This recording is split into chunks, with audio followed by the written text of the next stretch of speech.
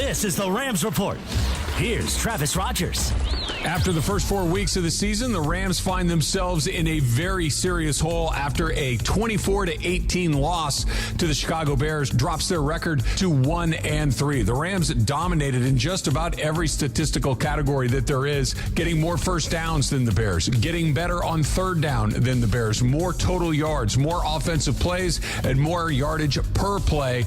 But the categories that matter the most, turnovers, 2 for the Rams, none for the Chicago Bears, and of course, on the scoreboard at 24-18. Kyron Williams, a good day on the ground, 19 carries, 94 yards. He did get into the end zone for a 7th consecutive game, averaging nearly 5 yards per play. Ronnie Rivers doing a good job on the ground as well. 6 carries, 26 yards, just a little over 4 yards per carry. The Rams dropped to 1-3. Up next, the Green Bay Packers at SoFi Stadium. With Wednesday's Rams Report, I'm Travis Rogers. That's today's Rams Report on your home of Rams football. 710 ESPN.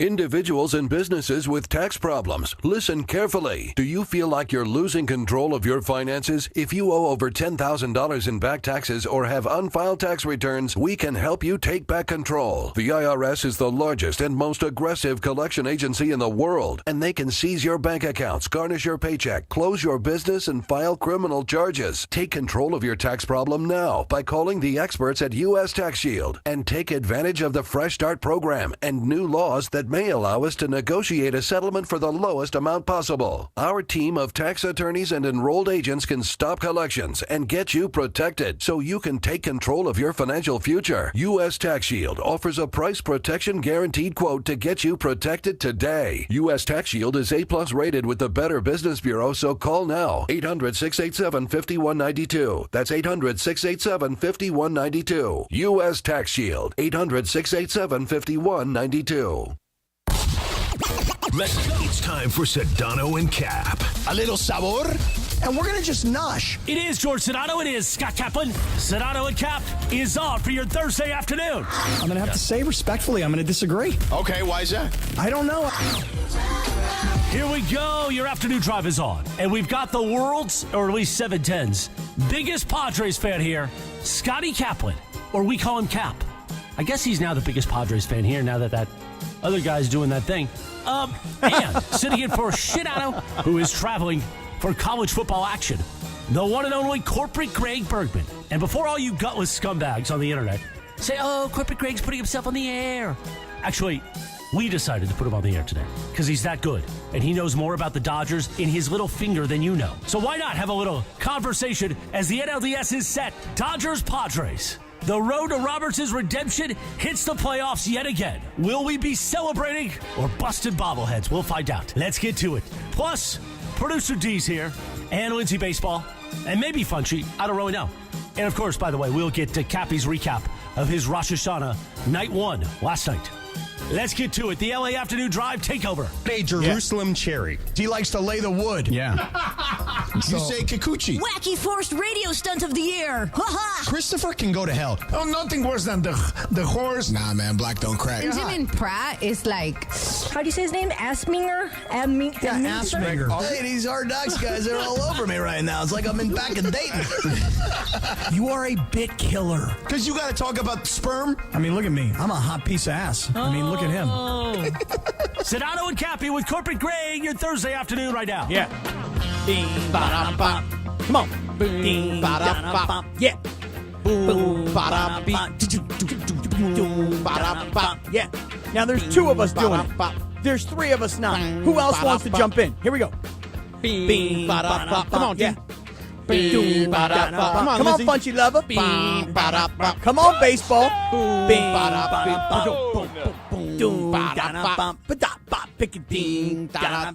All right. All right. We can try to get a few of you in there. Okay. Most people. Feels so good. Feels so good to do that. Corporate Greg is in the house. Oh, he's walking on sunshine. That's right. And you know what we do when we're walking on sunshine, Cappy?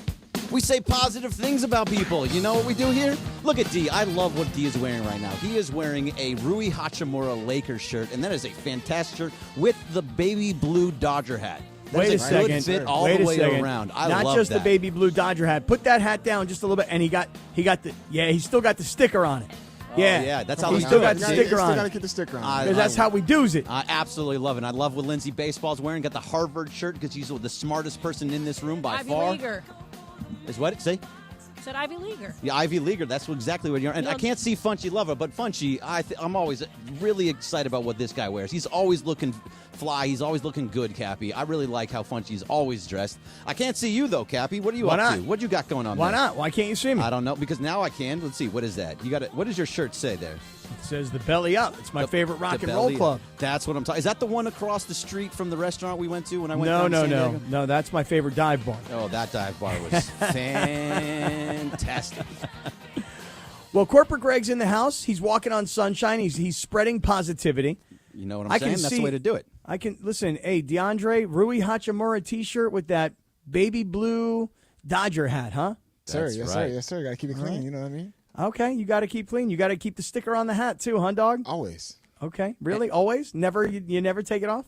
Honestly, majority of my hats, the sticker's always on them. That's a look, right? That's like it's a look. thing Yeah, that is done. It's a thing that's still going on. Do you take the tags off when they have the tag on the back? Yeah, I take that off. Okay. Yeah, I take that off. No tags. Okay. Cappy. All right. No tags. Very good. Very good. What about when you buy a new shirt? Do you keep the price tag on the shirt? I see people do that. A lot of women do that. I don't know if, Lindsay, that's something you do too. But I think it's unintentional. I don't know if it's unintentional. I think they do it so they can wear it once and say, I don't really like it, and then go return it. I keep the price tag on until I wear it. Yeah? Yeah, because, I don't know. I have a lot of clothes like hanging up in my closet that still have the price tag on them that I've never worn. I don't know. That's just what I've seen, Cappy. I don't know. But that's just All right. Well, listen. Everybody different. Let me start off today with a little story. Ooh, right? Story time with Cappy. Okay. Let me tell you this right now. At 5:56 p.m. yesterday afternoon, right here on these airwaves on 710, I was telling the team that, you know what? It is Rosh Hashanah night one. I'm feeling a lot of Hebraic guilt because my kids are scattered all over the country and, frankly, at this point around the world. And I don't have any plans for the holiday. And I kind of want to go to this Padres-Braves game, but I'm feeling kind of guilty, like maybe I really shouldn't be at a game when it is the holiday. So here's what happens. DeAndre calls me as soon as we get off the air, and he says, and I quote, "Cap, what's happening?" Because that's what he says to me.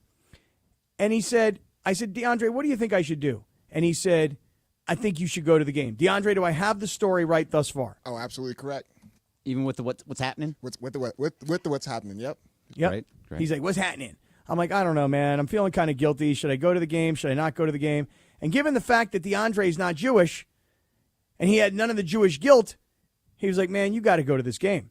And you can't pass up a game, especially in the playoffs. I said, you deserve it, man. Go get yourself, go to the game, man. Okay. Did you go? Did you listen to DeAndre? So here's what I did. I looked on Google Maps.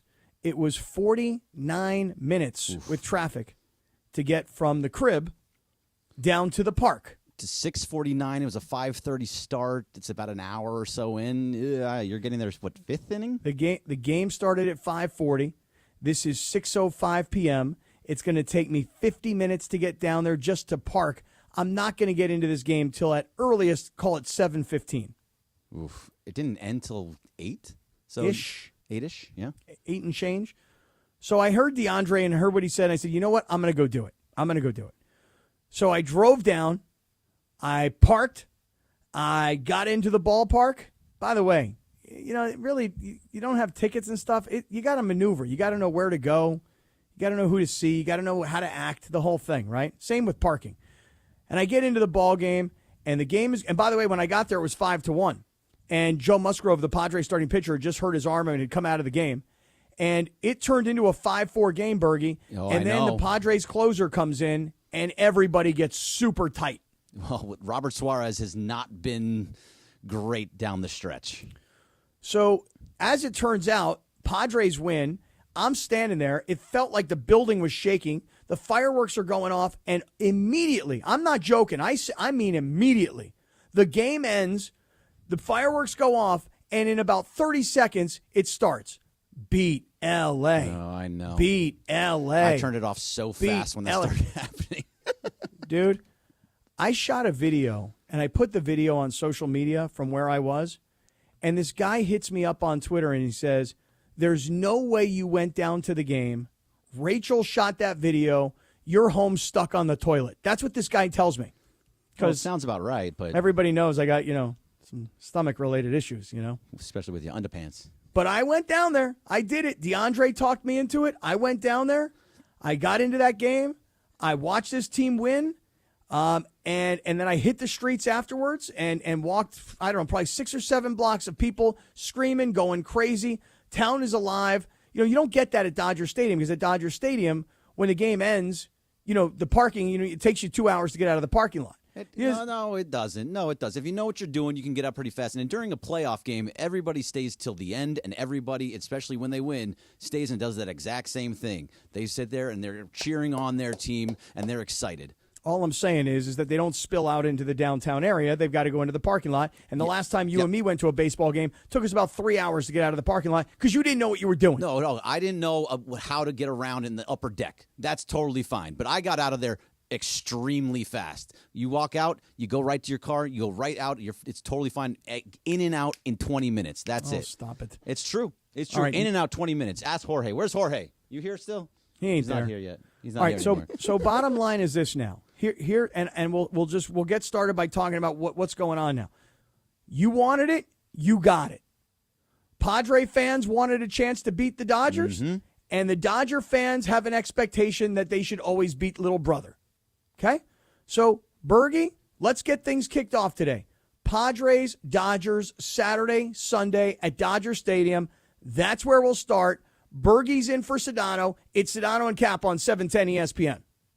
You never have to miss a moment of LA's mega sports station. Get the all-new ESPN LA app. Just search ESPN LA in your App Store or Google Play. Download, tap, and bam! You got 710 ESPN in the palm of your hand. Hey, guys, it's Cappy here, and let me talk to you about this issue of dealing with your homeowner's insurance. So your home floods, right? You have a big giant flood at your house, and you realize that the insurance adjuster is trying to pay you so little that you won't be able to repair the damage. That is when you call Avner Gatt. Avner Gatt is a public insurance adjuster who is on your side. Look, you can try and negotiate with the insurance company yourself. I've tried. You're going to find out very quickly it is not that simple. Avner Gatt and his team negotiate on your behalf to make sure you're getting the best possible outcome, not the insurance company. He and his team have been dealing with insurance companies for so many years. It's all they do. They've got the experience. They've got the industry know-how that you need on your side. Now, some of these folks used to work for insurance companies before they joined Avner's team, and Avner Gatt himself has 20 years of experience in this industry. Avner Gatt has one of the largest teams of professional, licensed public adjusters in California, and yes, the size is important. Avner has a unique winning recipe for handling homeowners' insurance claims. No one, and I mean no one, messes around with Avner Gatt and his team. Call Avner Gatt, 818-917-5256, 818-917-5256, or visit AvnerGatt.com. That's AVNERGAT, AvnerGatt.com. You call Avner Gatt, 818-917-5256. Avner takes the call himself. Hello! Hey guys, it's producer Lindsay. Listen up, sports fans. Gear up for your next game day hang with your friends. What's on the menu? Sliders, wings, chips, and salsa? Well, all your favorite game day foods go great with Stella Rosa wines, a semi-sweet and semi-sparkling wine that must be served chilled. Stella Rosa can be found at your local retailer, so remember to grab a couple bottles next time you shop. Nothing sweeter than a cold glass of Stella Rosa and watching your team compete. Please celebrate responsibly. Individuals and businesses with tax problems, listen carefully. Do you feel like you're losing control of your finances? If you owe over $10,000 in back taxes or have unfiled tax returns, we can help you take back control. The IRS is the largest and most aggressive collection agency in the world, and they can seize your bank accounts, garnish your paycheck, close your business, and file criminal charges. Take control of your tax problem now by calling the experts at U.S. Tax Shield and take advantage of the Fresh Start program and new laws that that may allow us to negotiate a settlement for the lowest amount possible. Our team of tax attorneys and enrolled agents can stop collections and get you protected so you can take control of your financial future. U.S. Tax Shield offers a price protection guaranteed quote to get you protected today. U.S. Tax Shield is A+ rated with the Better Business Bureau, so call now. 800-687-5192. That's 800-687-5192. U.S. Tax Shield. 800-687-5192. And it is Sedano and Cappy Thursday afternoon. Corporate Greg sitting in for Sedano. We got to start here. On this day in 1995, 29 years ago, O.J. Simpson was found not guilty. The verdict seen around the world. Should we play it? Yeah, play the NFL film song. Sedano and Cap continues your Thursday afternoon right now. Wow, 25 years ago today. Was it 25 or 29? 29, no? Did I mishear what he just said? Yeah, it was 1995, so that's 29. You are correct. Quick on the math. Quick on the math. Very, very good.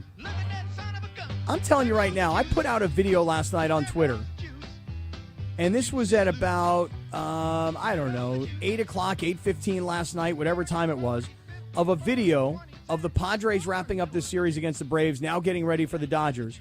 And within a matter of moments, some guy named James at Where You Jamsy. Oh, yeah, he's out there all the time. He says, Rachel sent you this. You're at home on the toilet. But doesn't that track just a little bit? I mean, I didn't even see it. My son sent it to me. He goes, this is about the funniest thing I've ever read in my life. He thought it was brilliant. He loved it. Really? I'm totally with your son. He loved it, man. He did. So let me ask you a question about going to that game. All right. So I think it was the fourth inning is when Joe Musgrove left. Mm-hmm. How much after Joe Musgrove left with what's going on with his elbow did you get there? I was watching on my phone. Now, people don't want to hear this. I was driving with my left hand on the steering wheel and my right hand with my phone right next to my left. So I was at 10-2. But my left hand was in control of the steering wheel, and my right hand had my phone right next to it. And I was watching the game on Fubo, because that's an awesome thing to have. Right. So by the time I parked and was walking in, I could see what was going on with Musgrove. Okay, so you got into the parking lot, and that's when Joe Musgrove left. Right. So do you feel responsible for Joe Musgrove and his elbow? Not in the slightest bit. You should, just a little bit. It's when you got into the parking lot. No, I don't feel that it has anything to do with it. Now, Bergie, you've heard the story about Musgrove. I'm sure you've heard this story before. I saw Joe Musgrove at a concert last summer, and he was standing in an area where I was, and we started chatting, but we hadn't made proper introductions. But of course, I know who he is, and I said, "Dude, my name's I'm Scott Kaplan. Nice to meet you." He goes, "Hold on." He's like, "Scott Kaplan?" I'm like, "Yeah." He goes, "Dude, would you mind if I took a picture with you right now so I could send it to my dad? He's a huge fan." Come on. I'm like, "Oh, come on. Give me a break, bro. Really? Really? Like your dad's a big fan? Come on." Kid's dad was listening 20 years ago, okay? I mean, it makes sense. It tracks. You were down in San Diego and on all of the radio stations. If he's a sports radio fan listening to you, then yeah, it tracks. I mean, it was in that slightly insulting tone. Like, my dad's a big fan. Oh, not like I'm a fan. I'm not. Yeah. I have no idea who you are besides my dad. I care less about you, buddy. My dad, on the other hand, he'll be really impressed. Well, I mean, how many times when you were down in San Diego or even up here did you rip on Joe Musgrove? I don't remember ripping on Joe Musgrove very often. Okay, so then his dad can't be upset with you. No, Dad's not upset with me. They love me, apparently. Yeah, and he's going to pretend that he's not actually listening to you. As you know, Cappy, everybody listens at all times. Come on, give me a break. Yeah. I don't feel any responsibility, but I will just tell you this, Bergie. The word was, because I walked into that ballpark last night, and it was dead. You got 47,000 people in a ballpark. Everybody's got one of those yellow towels that they gave out before the game. In Pittsburgh, those are terrible towels and that. Yins or know that, them terrible towels. I love that accent. Nobody has terrible towels. So anyway, everybody's waving these towels, dude. The place is going crazy. It's a 5-1 game. Musgrove gets hurt, and the place goes dead. Just dead. Until the very end when it's a 5-4 game and here comes the closer and everybody is all booty tight. You feel what I'm saying? Well, because that's how Suarez has been. Right. But at the end, when the game was over and the Padres won, the crowd in unison beat L.A. So here's what I'm going to say to you, Bergie. The Padre fans, they got what they wanted because the Padres have always looked at the Dodgers and said, they're the big brother. They're the team that can outspend. They're the team that wins the division year after year after year, but we want a piece because it's to be the man, you got to beat the man kind of a thing. What is the Dodger reaction to the Padres getting past the Braves? I think the Dodger fans, so I think this is exactly what it is. We are not afraid of the Padres. However, had no interest in seeing the Padres. We have no interest in seeing the Padres. We've seen you too many times. Seeing Dylan Cease, Yu Darvish, Michael King, and then possibly Joe Musgrove is scary. But at the same time, this team that is built to win this series. They won the last two against the Padres. Everybody seems to feel really good, but also it's all on you now. It's all on the Padres because they won the last time. There's 22 of 27 ESPN people saying that the Padres are going to win. They're supposed to have the best bullpen. They're supposed to have a lineup that just hits and hits and hits and just continually gets on base. They're supposed to have the better pitching staff. So everything for the Padres is pointing to the Padres. And so it's like, hey, you wanted us? Come get us. We're just going right at it. It's saying that it's Shohei Ohtani is going to lead us to where we need to go. Well, it's funny you say that because this morning, you'll appreciate this, wake up like 5:30 this morning, mostly because DeMarco keeps texting me at 4:59 a.m. Yeah, that's too early. And my phone illuminates and the entire room goes bright. Wake up this morning, and here's Rachel and I, and she was at the game last night as well. And the first thing we want to talk about is Padres-Dodgers. And I say to her, I said, well, look, here's the reason why you might feel good about the Padres' chances against the Dodgers. And I start going through the Dodgers' pitching injuries, Freddie Freeman, Miguel Rojas, Clayton Kershaw's not even going to be on the roster. You don't know if Walker Buehler's going to really be back. Yamamoto, this is his first time pitching in the postseason in the major leagues. Hey, by the way, Ohtani has never played in the postseason in the major leagues. Mookie Betts has not done well in the postseason. I mean, I'm giving her a laundry list of why the Padres actually should feel good. And you know what she says to me? Hubris comes before the fall? No, I don't think that's what she said. Oh, I wish you did. It would have been good. She didn't use that phrase at all. Yeah. She said, I don't want to hear any of that nonsense. She was, they're the Dodgers, and we're the Padres. And you can tell me all the analytical reasons why the Padres should beat the Dodgers, but this is a girl who's a lifelong San Diegan who said, I still don't believe we can do it. And that's the kind of feeling of they've always been the big bad Dodgers, and we've always been the little gutty Padres. Yeah, you have. However, like you said earlier, you beat us 2 years ago. You're supposed to have the better team. All I know is that I look at this Dodger team, and I see just championship level everywhere, up and down the whole roster, everywhere. I'm talking about including the pitching staff, the bullpen, the batting order, the whole thing. I feel like they are fully set to win in this series and win the whole thing. None of it is. I'm not afraid of this Padres team in the slightest because look at him. No matter what we have Shohei Ohtani and you don't. He can win games basically on his own, and you've seen it happen. You've watched it happen multiple times. Well, I will just say one thing to you. Yep.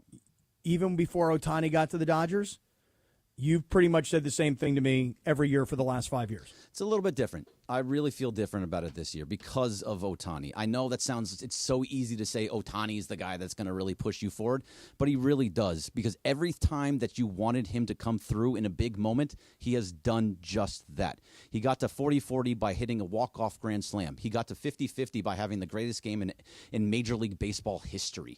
Everything that he does is on the biggest of stages. And when he played in the WBC, he struck out Mike Trout to end the game and for Japan to win. In the big moments, Shohei Ohtani comes through. So, all right, you're going with the Ohtani factor. I'm going to go with the Seidler factor, which is the cosmic factor. The owner of the team died before this season began. Well before the season began. But he put all of this in motion.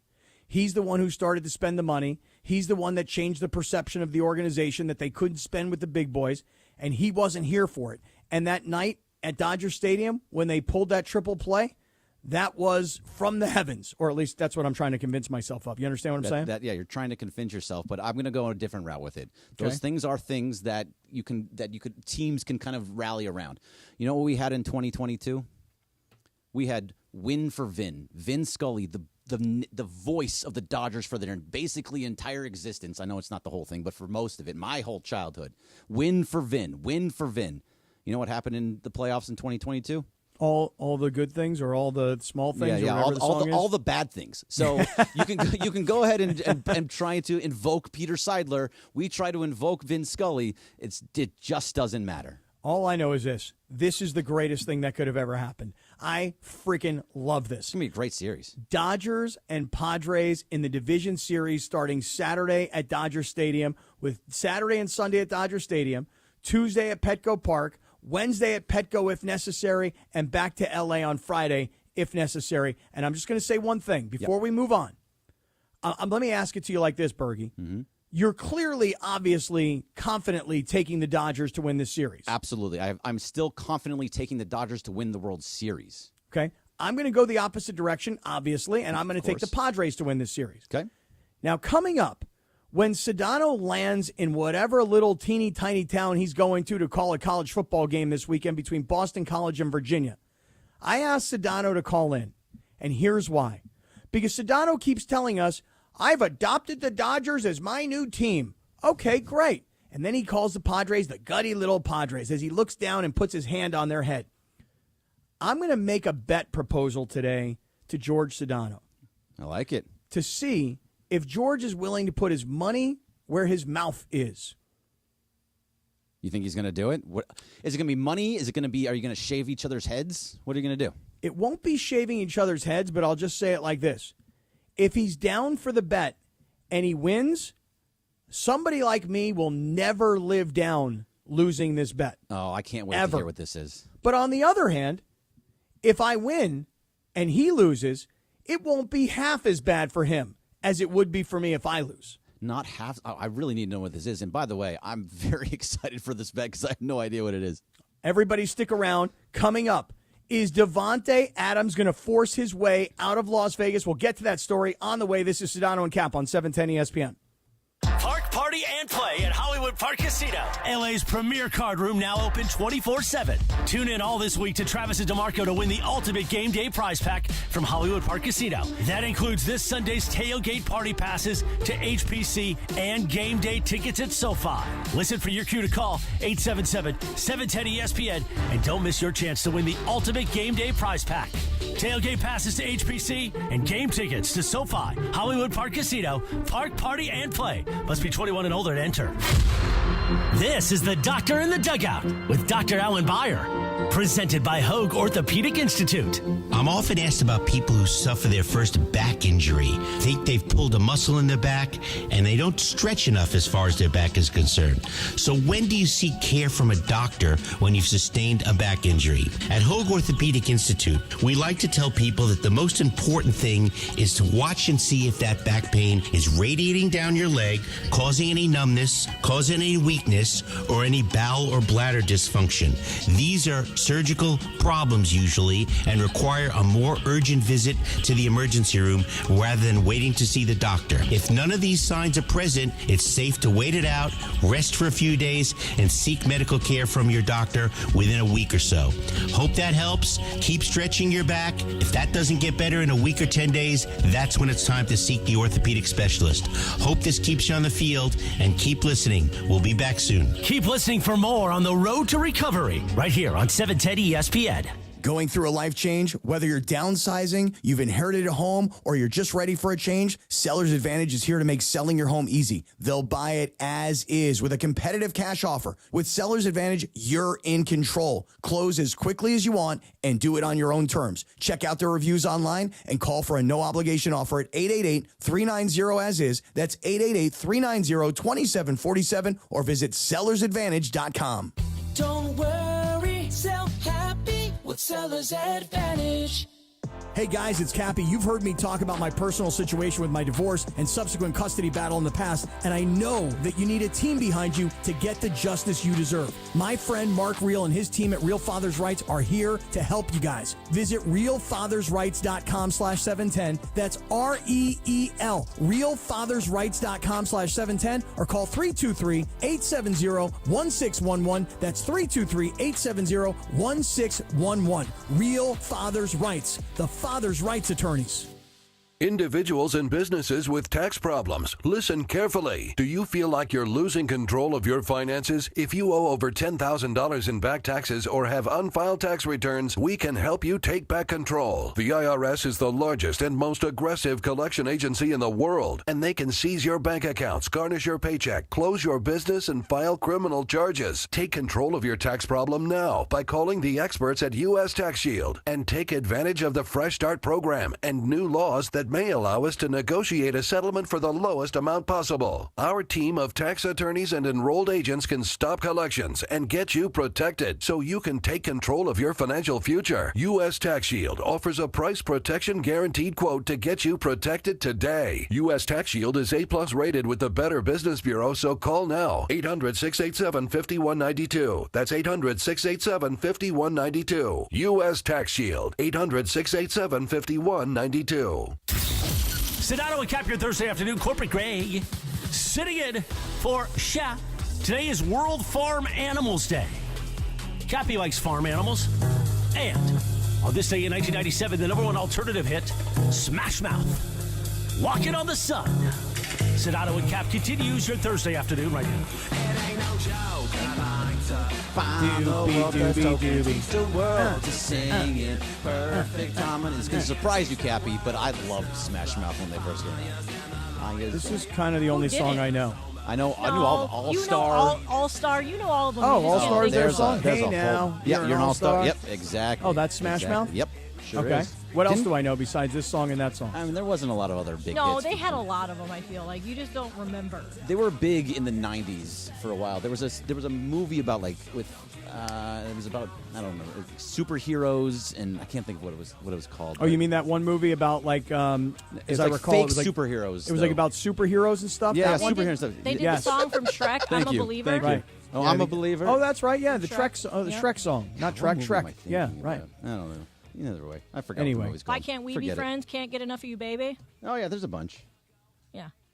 This was the best one, though. So what was the, I'll figure it out. No All right. matter So what. so listen, Sedano's in. Bergie's in for Sedano, and Funchy Love is in the house. DeAndre, Young D, running this operation. Lindsay Baseball keeping it all down. And so, Bergie, we're going to get into a little Devontae Adams because I know that you are also beyond just a Dodger fan. That's right. I know you got your Raider blood bleeding, especially right now. Silver and black, baby. Okay. How's everybody doing in the back? Everybody cool? So I have a question real fast before we get into that with Funch. Okay. In the What is the open question? that you have a whole bunch of drops that go back and forth in the open from Chris. Yep. What is a Jerusalem cherry? Oh, come on, Funch. Funch, what is a Jerusalem Come on, Funch. cherry? School this young fella, I would Funch. love to know what a Jerusalem School him, cherry. Funchy. School him. Come on, so Funchy lover. remember, Alicia Silverstone, right? Yeah, of course. So she was caught picking like plants or bad tomatoes from someone's garden. She was just going into someone's garden. Yeah, just picking some plants. random garden. Like Got she it. didn't know. She doesn't know this person at all.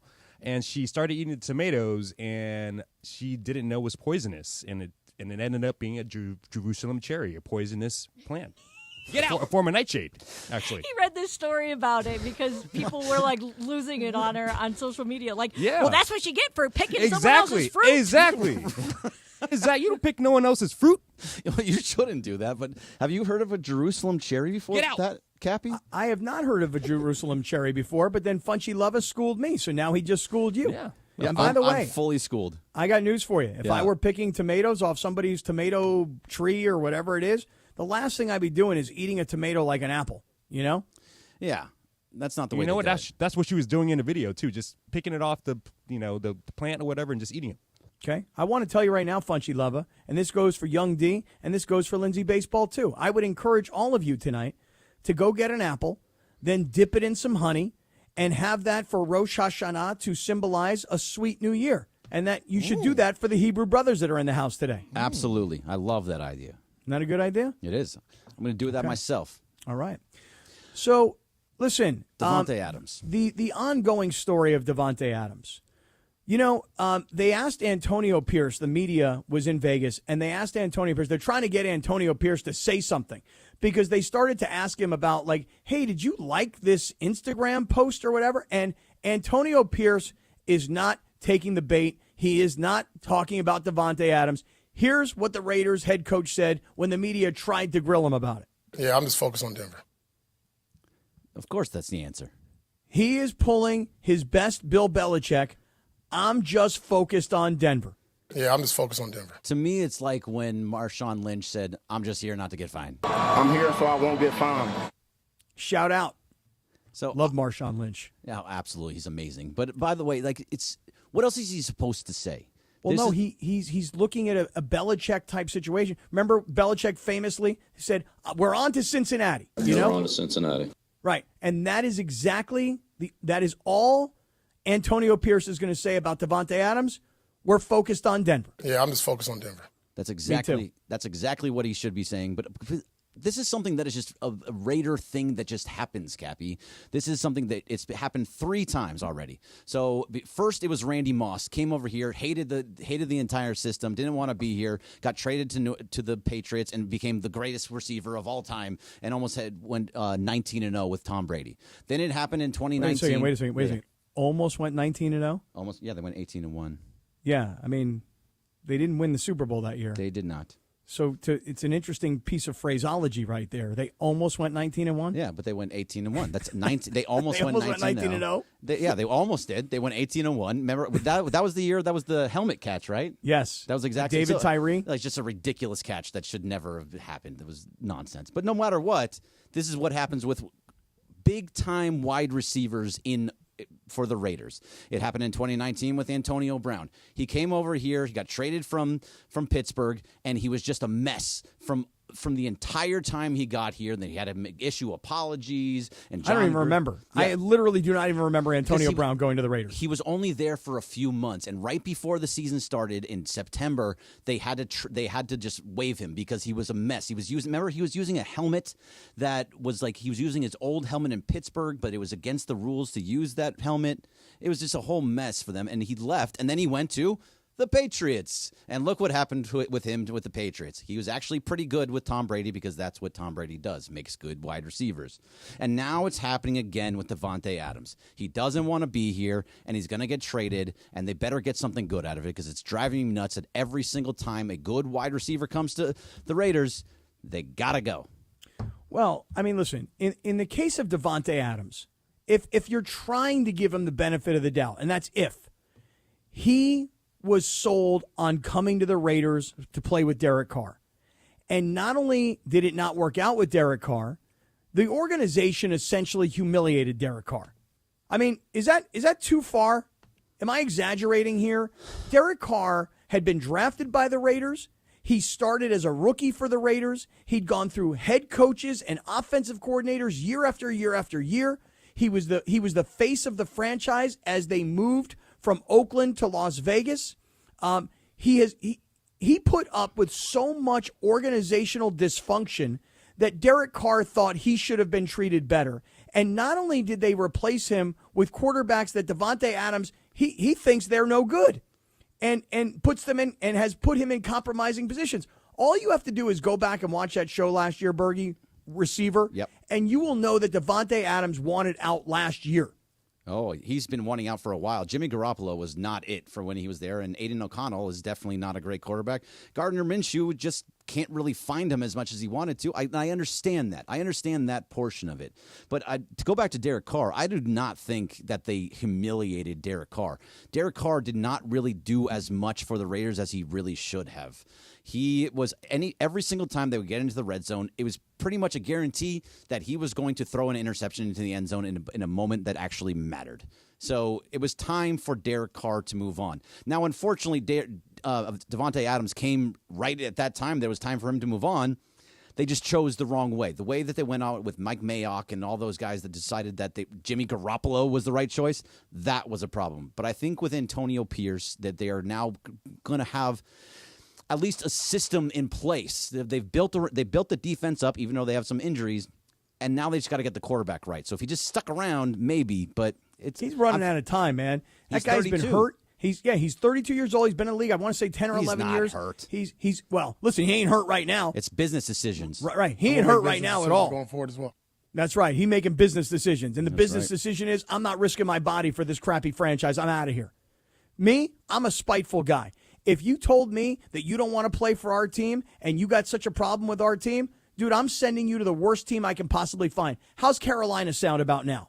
Great. Go play with Andy Dalton. Go play with the Red Rifle. I don't care. Like, it's fine. Just go. I will happily trade him and get the best you can get. I don't care who he wants. Oh, I want to go to the Saints or I want to go to the New York Jets. No, we're going to send you wherever the hell we want to send you. That's how I feel about it. Wouldn't you want some in return? The best return. I want the best return. So if you send it to Carolina, you're not going to get the best in return, right? I want potentially. You might. Earlier draft picks. Okay. Give me a first round. Give me a second. If it's a second round, which is what they're saying, second round and other things, an early second round pick, all in. The Jets are probably going to be later. Here's what I wouldn't do.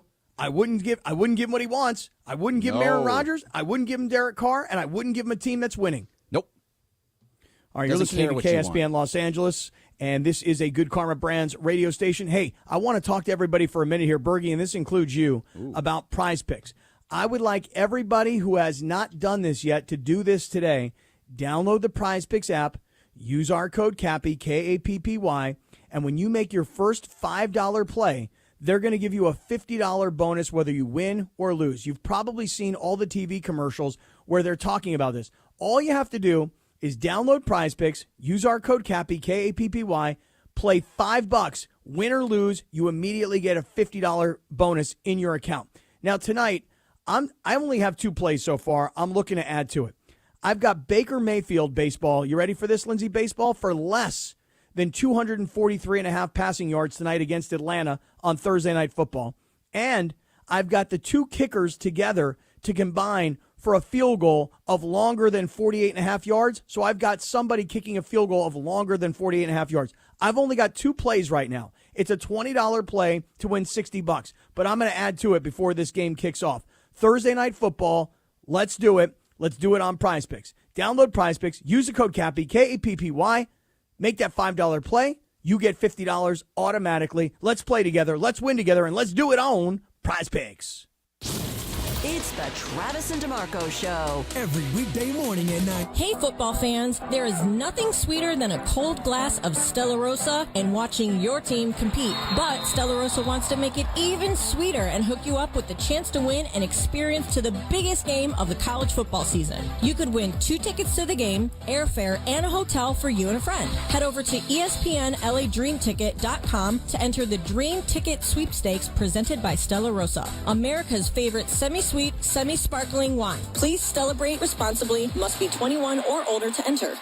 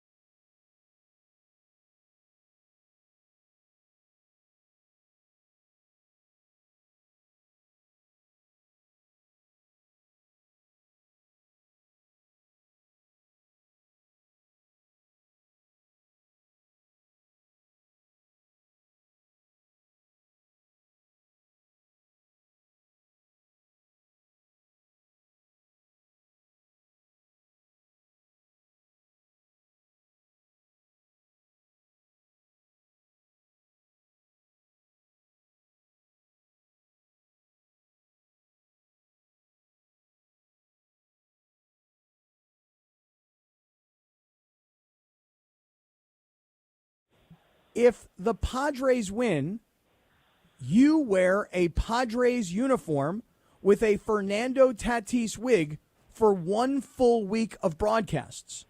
On the other hand, if the Dodgers win, I will have to wear a Dodger uniform of your choice for an entire week of broadcasts. Are you in? Wait, how is that worse for you?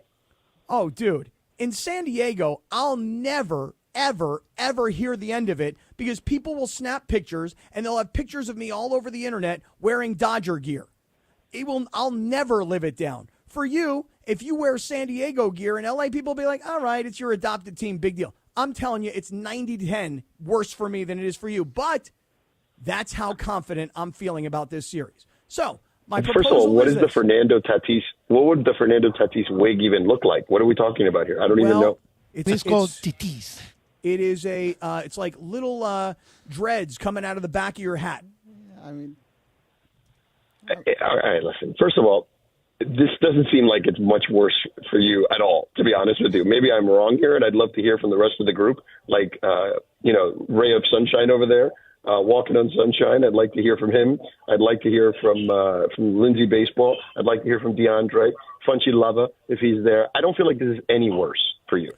Well, let me ask you something. Are you like in L.A., are you known as like somebody that's been a lifelong Dodger fan? Wait, but you have openly said on this show that for years you were anti-Padre up until literally this season. I hated the Padres last year, and I love the Padres this year. But here's the thing. If I show up on this show wearing a Dodger hat and a Dodger uniform, that picture will live forever, and I will never, ever, ever live it down from all my San Diego brothers and sisters. Wait, but But why would we care about that? Yeah, why would anybody care? Because you're just saying this is the first time you've been a Padre fan this year. No, I'm not saying it's the first time. I'm saying it's the first time in a couple of years. So you're not really even a Padre fan. If you're going back and forth on them, you're not actually a Well, Padre fan. I'm not like you, Correct. where like I'm like lifelong bleeding blue Dodger fan, where I get a Vin Scully tattoo on my arm. No, I'm not like that. You're a fan of I Jason. mean, don't forget the Blue Review each and every morning at 8:30. That's right, to 8:55. Thank you for that on the ESPN YouTube channel. Hey, George, if you have a smarter idea for a bet, I'm all ears. This is my bet, and here's the thing. I feel like I'm putting okay. a lot on the line here. Yeah, I'm okay with it. I don't need the wig. I could just wear the uniform if you want, or jersey or whatever. I can do that. But a No, wig, I want the wig. I want the wig. no, why do I have to wear a wig and you don't have to wear a wig? No. This is my point. You can dress me in a Dodger uniform however you see fit. Right, but there's nobody in the Dodgers that has like funny hair or anything like that. Well, I'm putting you in a Fernando Tatis wig and in a No, this is Padre already full way uniform. worse for me. This is because now I got to find a wig. Like No, this already is. Oh, no, on that's Amazon, the other thing. Oh, no, that's figure the other this thing. out. No, hold on. That's the other thing. When I win, I'm going to provide you with the costume. When you win, you provide me with the costume. It's pretty simple. No wig. I'm out of the wig. Oh, So come the on. Put only your other money way- where your mouth hold is, on, the Mr. only- Adopted Dodger fan. The only way that it could even get close to it, and it's not even close, is if it's a Brent Honeywell turtleneck, which is weird that he wears it in the middle of summer. That is weird. Yeah, he's always wearing turtlenecks. But I know you do too, so maybe that could work. That he has to wear the Brent Honeywell turtleneck. I mean, that's the closest thing I have. All I'm telling you is this. I'm putting the bet on How the about table. this? If you lose, you dress up like Dave Roberts and Morales gets to hit you with the mallet like you did with the bobblehead. The mallet is in the studio. Okay, but then if you lose, you have to dress up like Fernando Tatis with the hair. It's called Tatis. Is that Pepe? all I'm saying is this. In my opinion, And why for a week? Like, what does the week have to do with it? because a like day one is day's not enough. One day is not enough. It's got to be a full week, man.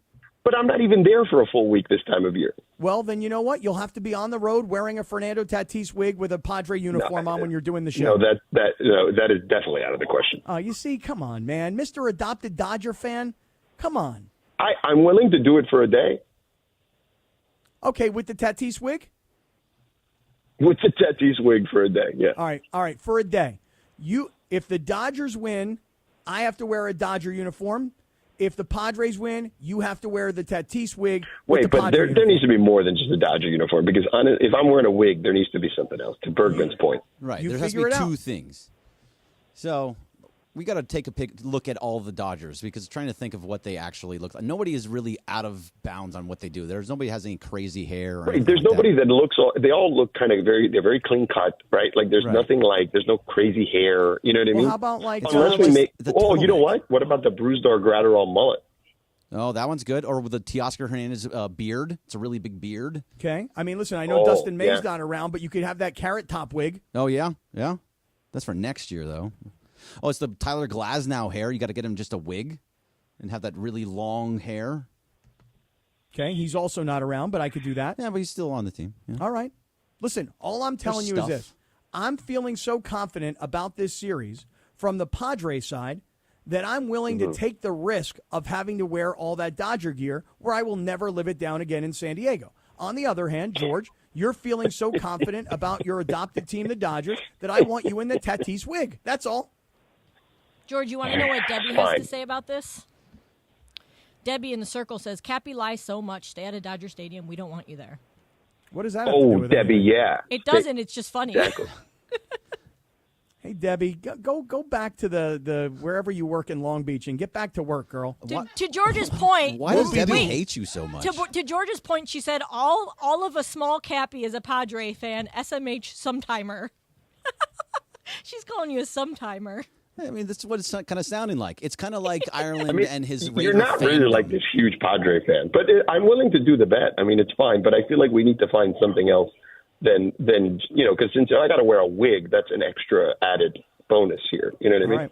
Well, you listen to me. For me, the hard part is, again, if I'm seen in pictures. Oh, God forbid they won't let you into Del Mar or something. Yeah. Oh, dude, they'll never forgive me. But I'm feeling pretty good. Delmar's like, no. You wore a Dodger uniform, you're out.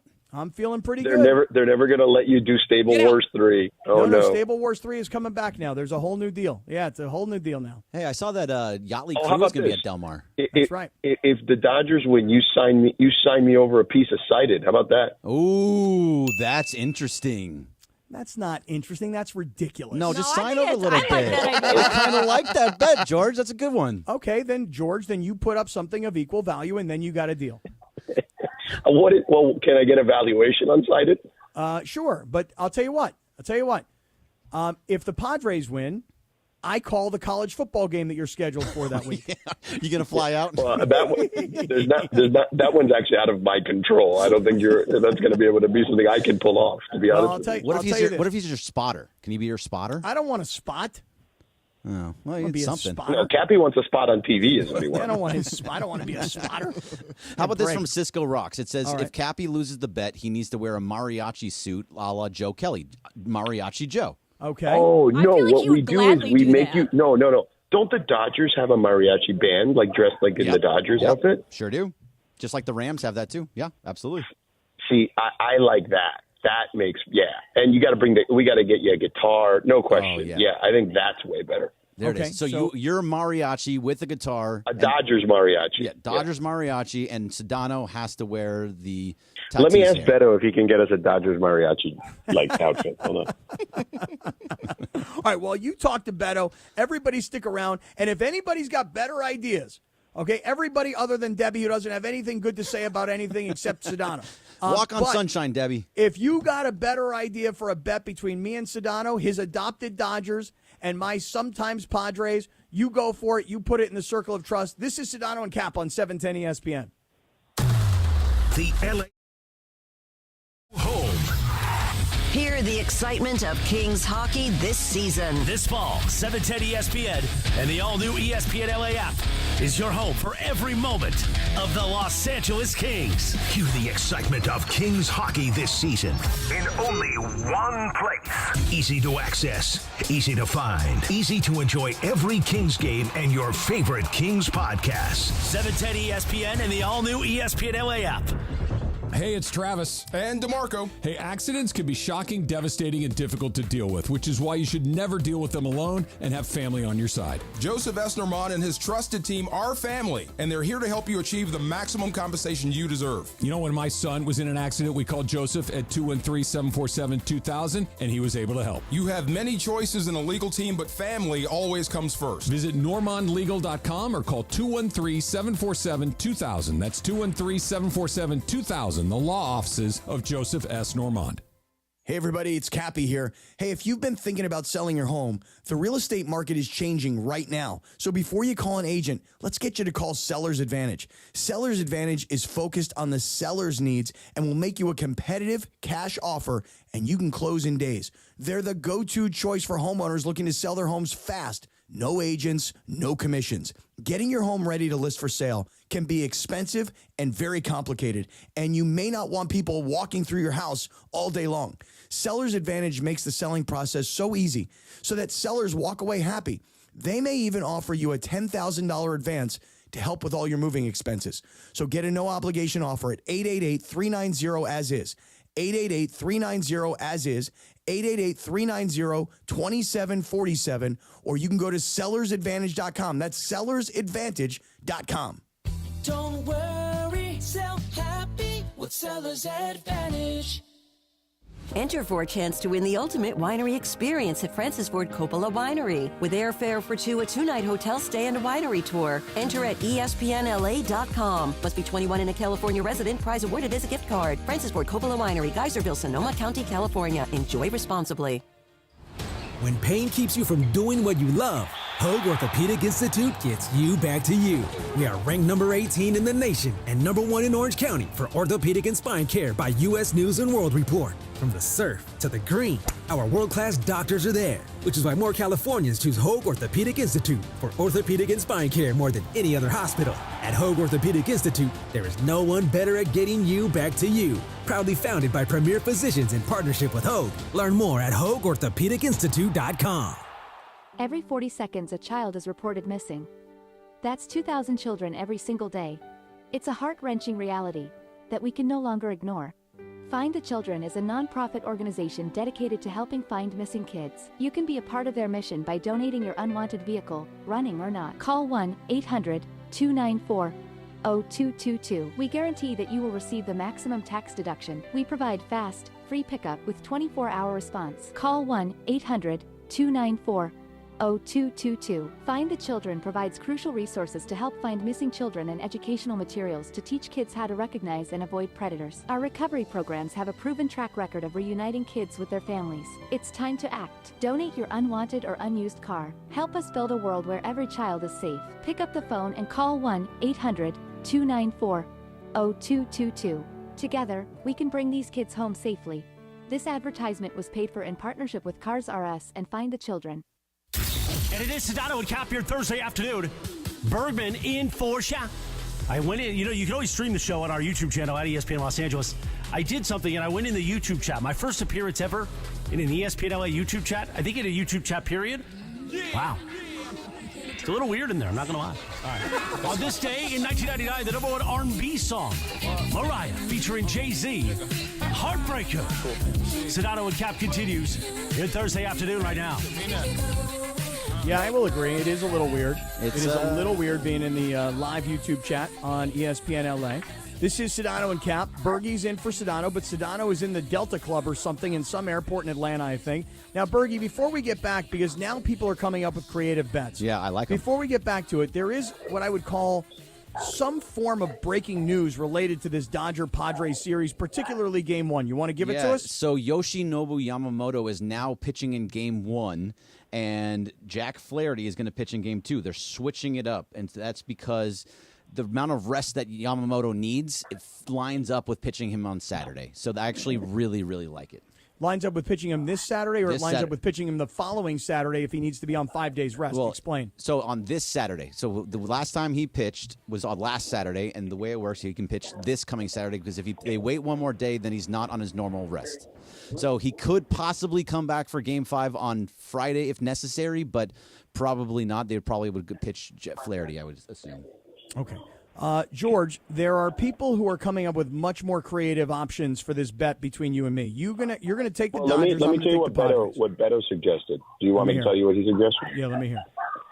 He thinks you should wear a Chargers mariachi outfit. Nobody wants that. Well, Nobody wants that. No, hold on. You see, now Spencer G in our YouTube, in our circle of trust says, what if Cap has to wear a Chargers uniform and helmet because they know that would just burn me, that would just chap me, that would hurt me to the depths of my soul if I had to wear a Charger uniform.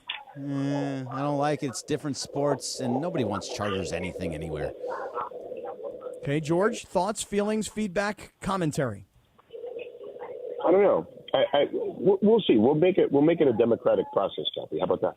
Well, the thing is that tomorrow I am not going to be here.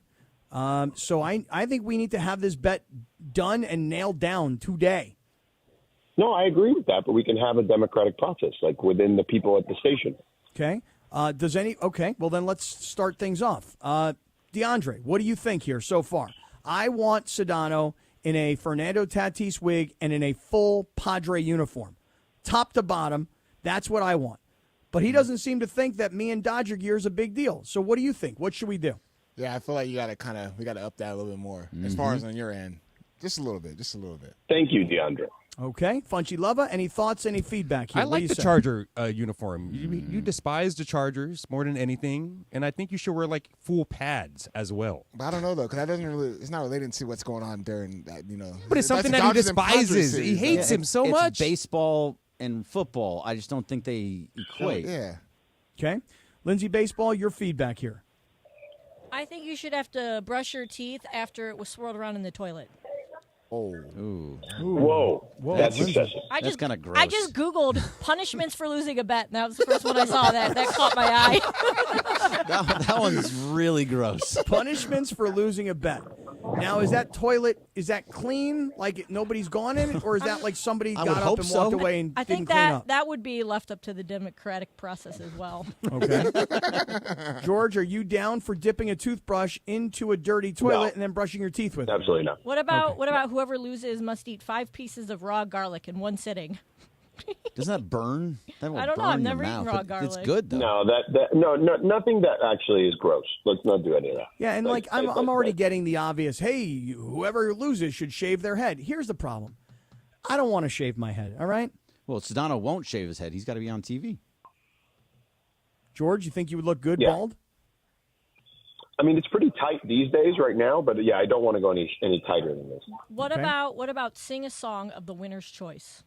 Oh, that's lame. I think it's kind of funny. Cappy, I will say this. I think that I'm okay with you dressing up, but you need more consequences because of the wig. If the wig's going to play, then you need more consequences. If not, the wig doesn't happen. Okay, well then I'll leave it to you because the wig is non-negotiable for me. Oh, what do you mean non-negotiable? You're not in some position of power here. Always be negotiating, Cappy. Cappy. I'm putting the bet out there. I'm the one that's making the bet. So I put it out there, and if you want more on my end, then you give me more. But for me, you need to be in a full Padre uniform with a Fernando Tatis wig coming out of the back of your hat. So here's what we'll do. All right, go ahead. You can wear the Dodgers outfit, but you'll wear, I just sent in the group chat, a Chargers mariachi hat. Okay. And you have to wear so we get both. You're wearing the Chargers, you're repping LA, quote unquote. You got the Chargers mariachi hat, and you're wearing the Dodger uniform. D, what does that sound? What does that mean? That's very interesting. I kind of like that one. Okay. I'm not going to argue that one. Beto literally said he knows that guy, and he's going to contact him on how to get that hat. I'm going to put it in the circle of trust. Hold on. Okay. All right. Well, it sounds like we've got ourselves a wager, ladies and gentlemen. It sounds like Georgia's adopted team, the Dodgers, versus my sometimes on-again, off-again love affair with the Padres. That's what's in. Oh, would you stop with the that's what's in? As much that's what's in as possible. It is going to be a jinx for your team. Your sometime team. It is pretty lame, dude. It's so bad. Well, it's maybe the worst, fan wannabe rap/song ever. Those guys were excommunicated. Those guys are not allowed in. Do they actually live in San Diego still? I don't know who those guys are. I've been accused of being friends with those guys. I will not take such accusation. You know that the first time they did it, you were like, oh, yeah, this is cool. Come on, San Diego. No, I was you were like, excited. who the hell put them on local TV news and didn't watch this performance before these guys showed up? Didn't they do like a San Diego love kind of thing, too?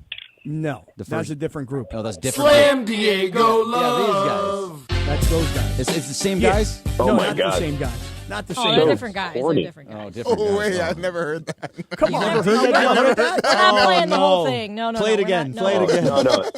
Slam just for D. Diego Do it again. Love. Yeah. Yeah. Hey. Yeah. Oh, even Big D's So bouncing his bad. head. So bad. Right on. Feeling it. San Diego.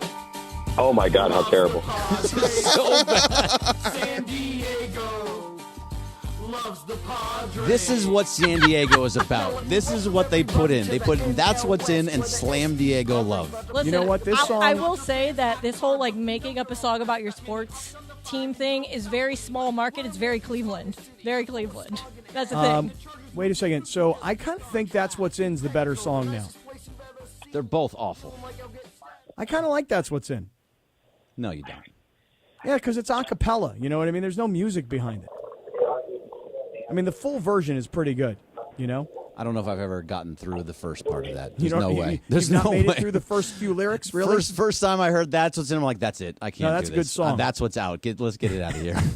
So there you go, Cappy. So are the Padres? How many games are the Padres winning? That's what's in. How many games will it take for the Padres to win? Yeah, since you're so confident. I would say 4 games. Oh, okay. How about you? How Padres many at games 4? will it take for the Dodgers to win? Oh, I actually think this is going to go the distance because we're going to sweat out this bet. That's what's going to happen. Oh, that would be even better. So just to make sure I'm clear, the bet is that I have to wear a Dodger uniform with a Charger sombrero. Correct. Okay, and you would have to wear a full Padre uniform with the Fernando Tatis wig coming out the back. Yeah, I mean, if you can find the wig, sure. Hey, can Oh, I no, jump I've in real already- quick? Some guy in the chat had something really cool. He said that Cappy should do the Elton John Dodger uniform. That one I don't know. I don't know what the Elton John uniform is. Well, Google it. I just Google it now. I'll put it in the thread. Okay, very good. All right, well, let's stick around, everybody, because coming up. Oh, it's super tight, isn't it? Oh, wow. Yeah, that would be pretty good. That would be pretty good. Yeah.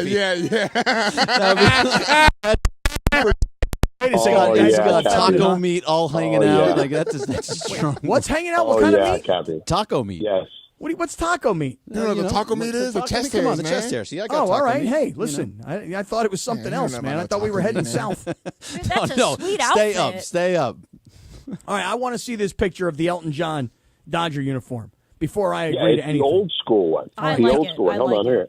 All right, coming up, it is going to be time for Radio Tinder. George, you going to stick around and play? Sure, why not?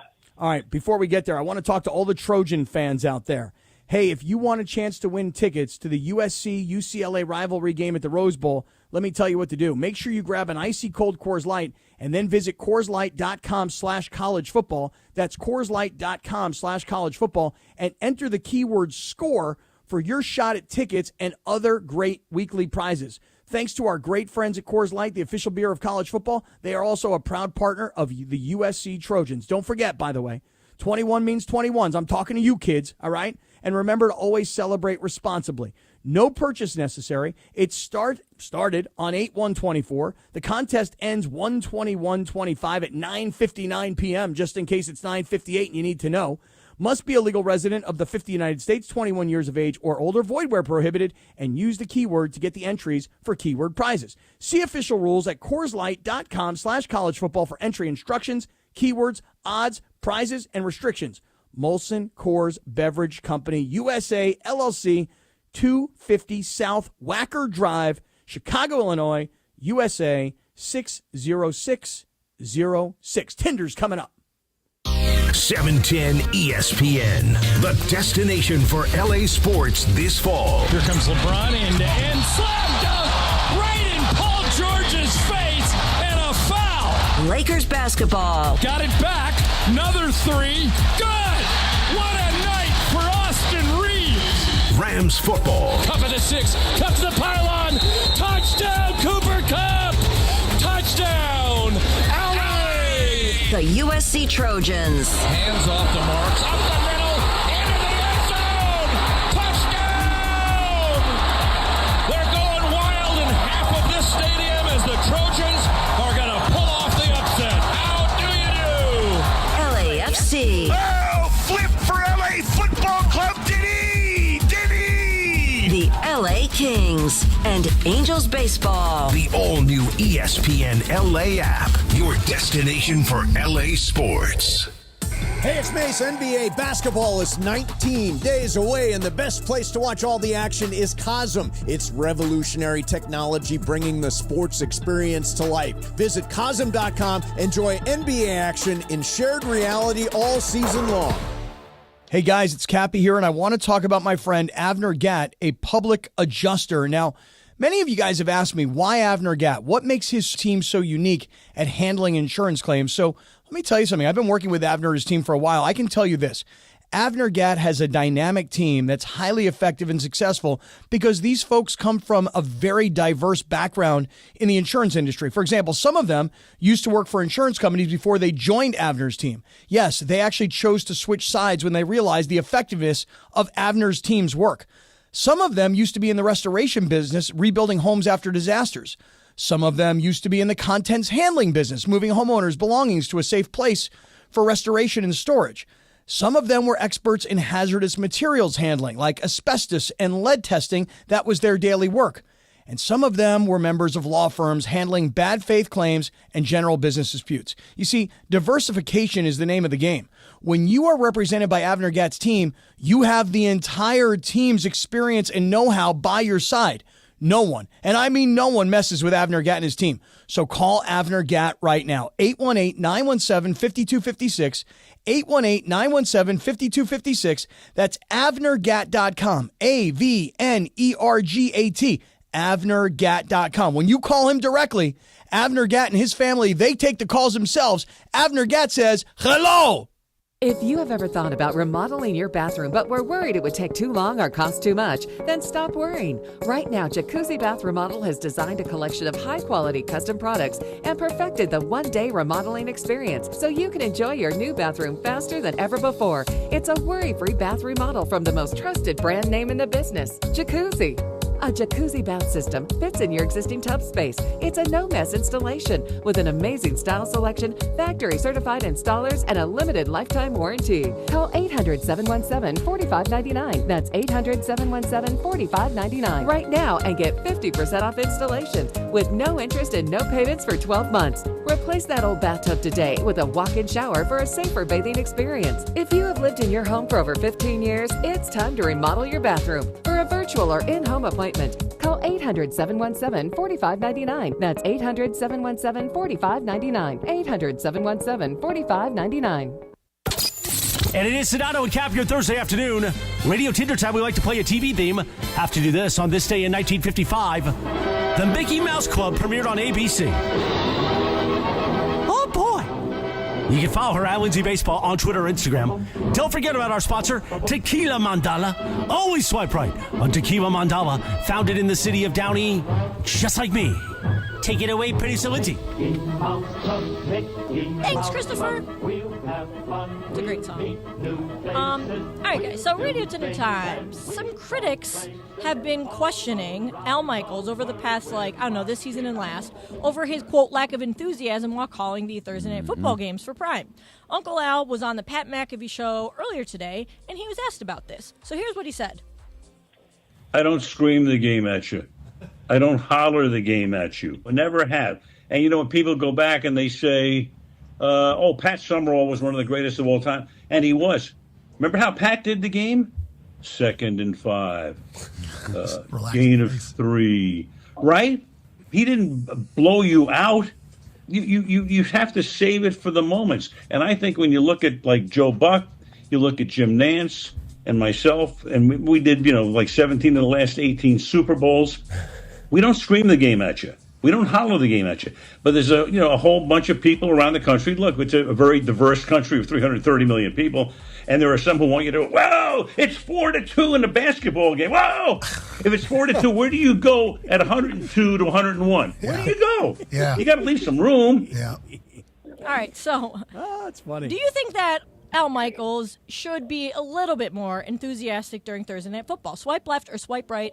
Greg, I'm going to have you go first. So I'm going to swipe right because as I knew he's it. saying, yeah, of course you did. But as he's saying, he saves it for certain moments. However, he doesn't save it for any moments. Every single moment is exactly the same. His 4-2, his way he sounds at 4-2 is the way he sounds at 102 to 101. Wait. It doesn't change. So you mean he doesn't do touchdown? No, you don't get that when at the end of games when you need it the most. So no, I swipe right. He does need to have a little more enthusiasm at the right times. Okay, George, what about you? I think Al Michaels has earned the right to call the game however the hell he wants to call it. When he was, he's 78 years old. When he was 58, he had tons of enthusiasm because he had more energy because he was 58. When he's 78, he's going to have less enthusiasm for the monotony of a 2.5-yard run, with a cloud of dust. So I have no quarrels with Al Michaels. You are a disgrace for even challenging him, and you, who've never called the game in your life, questioning him, who's called some of the greatest moments in sports history. I know what I want to hear when I'm watching a game. Well, That's you all see, I'm but saying. this is just exactly right. So here's the deal. I'm swiping right. Al Michaels. Thank you, Cappy. Well, then hold on a second. I'm swiping left. Do you agree, George? You're swiping left. Yes, I'm swiping left. I'm not swiping right. Al Michaels is, when you think about the greatest sports moments of your life, if you're my age, Al Michaels is that voice, starting, by the way, in 1980, 44 years ago. Do you believe in miracles? Yes. That's Amazing. Al Michaels, and he's still going, and he's nearly 80 years old. If Al Michaels isn't as excited as Gus Johnson, you'll have to excuse Al Michaels for having a different style. But you know what the deal is? Young sports fans now, that's what they want. That's what they expect. Listen, I love Kevin Harlan, but it's a completely different style than Al Michaels. Al, Uncle Big Al, I know you're listening. Well, maybe because you're getting ready for the game. You do your thing, Uncle Big Al. So, but no matter what, when he said, "Do you believe in miracles?" Yes, he had so much excitement because it was a huge moment. I don't need him for two yards in a cloud of dust getting super excited. I want it when Aaron Donald sacks Joe Burrow to basically end the Super Bowl. I want excitement with that. He gave me none of that. That's the only thing. I don't care for the rest of the game. That's fine. Be as calm as you want.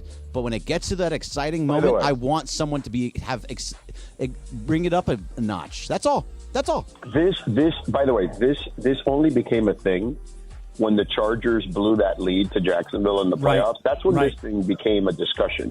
Yep. And that's when we learned. And he was just miserable. It sounded like, I don't know, that because the game stunk up until the end. And by then, yeah, maybe in retrospect, maybe he should have had a little more enthusiasm for the final comeback of it all. But, I mean, look, man, again, I'm not going to sit here and criticize arguably the single greatest sports broadcaster of our generation. Go to hell. It's not that I'm saying Terminal H. I don't think No. I don't think he's a He's for amazing. you, Bergman. He's been no, amazing. you don't think he's amazing. If you thought he was amazing, you wouldn't insult him in his hometown. He was exciting moment. I want a little enthusiasm. That's it. Just at the Terminal end. H. Just at Terminal the end. H. God, you can't. See, just give me that one time. One time. Funchy's got the next one. What are you laughing at, D? I'm sorry, that caught me. That threw me off guard. All right, guys. Send him to Terminal H, period. Earlier this week, Governor Gavin Newsom signed a bill that allowed marijuana dispensaries in our great state of California to sell food and non-alcoholic beverages while also having live music in the same venue. So now you can smoke your dope, eat something good, and listen to great live music all in the same location. Question here, you will go to a good restaurant to eat their good food if they allowed people to smoke weed freely in the air. Swipe left for no, swipe right for yes. I'll start with Cappy. Well, So it's I think you opposite guys now? I think you guys know my answer is going to be 100% swipe right, of course. Listen, let me tell you something right now. Weed is so legal that people don't care. They'll smoke it anywhere. I mean, you walk the streets, people are smoking doobies, people are smoking vapes, people will smoke anywhere. I was at a restaurant. This is probably, I don't know, 6 months ago. They had those, those like plastic bubbles. They look like igloos. You guys know what I'm talking about? Anybody? I've seen like pictures of them in New York City, but not around here. Yeah, so I went to a restaurant. They had those things. Me and 3 buddies of mine are sitting in there. One guy takes out a doobie. Next thing I know, the owner of the restaurant, who's the chef, he comes over. He's like, "Hey, are you guys smoking weed?" We're like, "Yeah." He's like, "Oh, let me hit that." And the dude sat down with us and smoked it. They then go back into the kitchen and go do his thing. You know what? If you can have music and food and weed, oh, forget about it. That is a winning combination. A trifecta, if you will, for Uncle Al. Bergman. So I'm going to go the opposite way. I'm going to go swipe left. I just don't smoke weed anymore. I don't smoke weed. I don't take gummies. I don't do any of that stuff. So the smell of it, I really actually like the smell. But while I'm eating, I don't need the smell. If it's a vape, that's fine. What if it's outdoors? If it's outdoors, if you're sitting outdoors, you can still smell it. I don't have a problem with people doing it. It doesn't bother me in the slightest. But if I'm eating and I just don't want it, if it's outdoors and it doesn't get to me, fine. It's really good food at this restaurant. It's top 5 food in LA. Either way, I don't need to smell that while I'm eating. It's just not something that I need because I don't do it anymore. I did it for a long time, but not anymore. I'm swiping left. Sedano? That's because you're into Jaeger bombs now. You're off the weed. No, I don't do Jaeger bombs. Gene does Jaeger bombs, which is wild. Yeah, I'm with you, Cappy. I mean, I don't care. It doesn't make a difference to me. Like, whatever. Do what you want to do. And by the way, most people don't even, smoke it these days. So, who cares? Yeah. The vape is fine. Gummy's fine. That's fine. I think I'd like to come back to flour. I think at some point I'm going to come back to flour. Do it. Anyway, okay. I'll ask Chris Ward if he's going to have some music and some good food. He does that a lot. He has bands down there.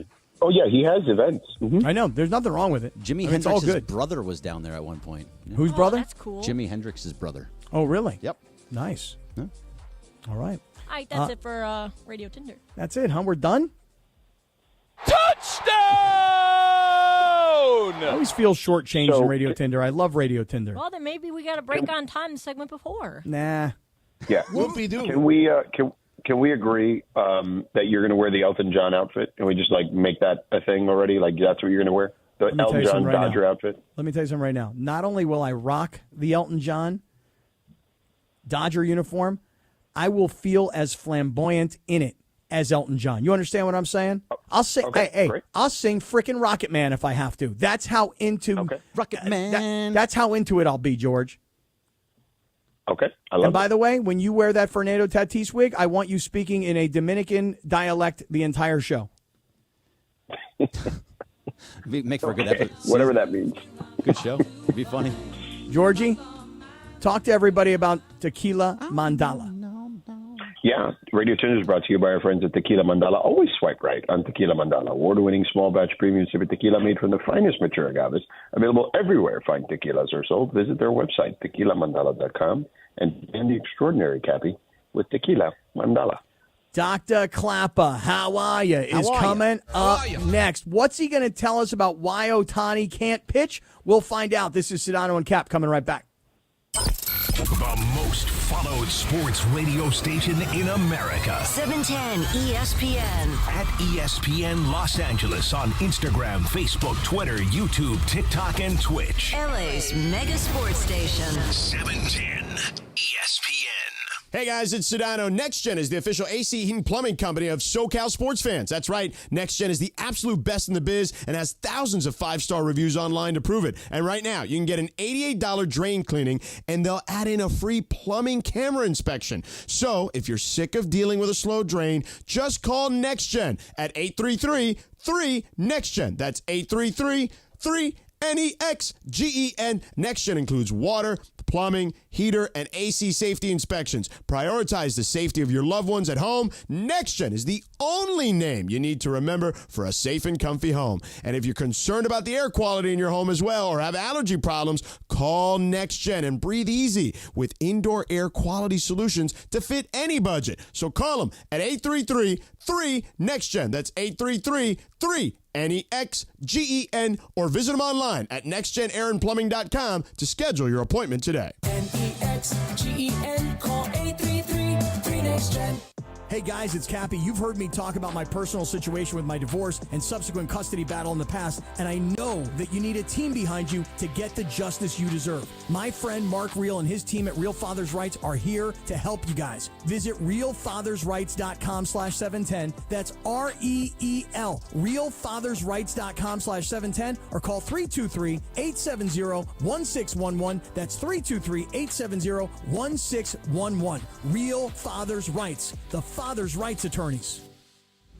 Francis Coppola Diamond Collection Wines are a proud partner of ESPN LA. Cheers to the City of Champions, where game-winning jumpers and award-winning wines come together for the perfect game day pairing. Go one-on-one with our easy-drinking flagship Claret Cabernet Sauvignon, or celebrate like you just won the finals with our crisp and refreshing sparkling Prosecco. Find Francis Coppola Diamond Collection Wines today at a store near you. Francis Coppola Winery, Geyserville, Sonoma County, California. Please drink responsibly.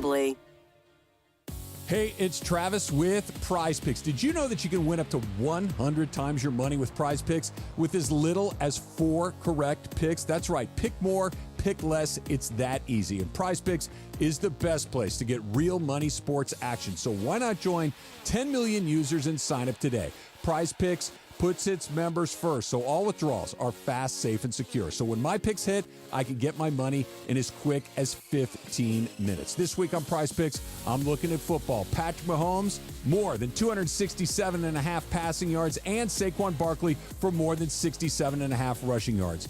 Download the Prize Picks app today and use the code 710 to get $50 instantly after you play your first $5 lineup. That's right. Sign up today and get $50 instantly when you play $5. You don't even need to win to receive the $50. It's guaranteed. Prize Picks. Run your game. Individuals and businesses with tax problems, listen carefully. Do you feel like you're losing control of your finances? If you owe over $10,000 in back taxes or have unfiled tax returns, we can help you take back control. The IRS is the largest and most aggressive collection agency in the world, and they can seize your bank accounts, garnish your paycheck, close your business, and file criminal charges. Take control of your tax problem now by calling the experts at U.S. Tax Shield and take advantage of the Fresh Start program and new laws that may allow us to negotiate a settlement for the lowest amount possible. Our team of tax attorneys and enrolled agents can stop collections and get you protected so you can take control of your financial future. U.S. Tax Shield offers a price protection guaranteed quote to get you protected today. U.S. Tax Shield is A+ rated with the Better Business Bureau, so call now. 800-687-5192. That's 800-687-5192. U.S. Tax Shield. 800-687-5192. And it is Sedano and Cap here Thursday afternoon. Bergman in for Sedano, although we had Sedano on a mobile for 2 segments, and man, that sounded great. Happy 62nd birthday to Tommy Lee, and happy 55th birthday to Gwen Stefani. Let's take it all the way back to the No Doubt days. Of course, No Doubt founded not too far from where I'm voicing this right now, in Anaheim, California. Sedano and Cap continues your Thursday afternoon right now.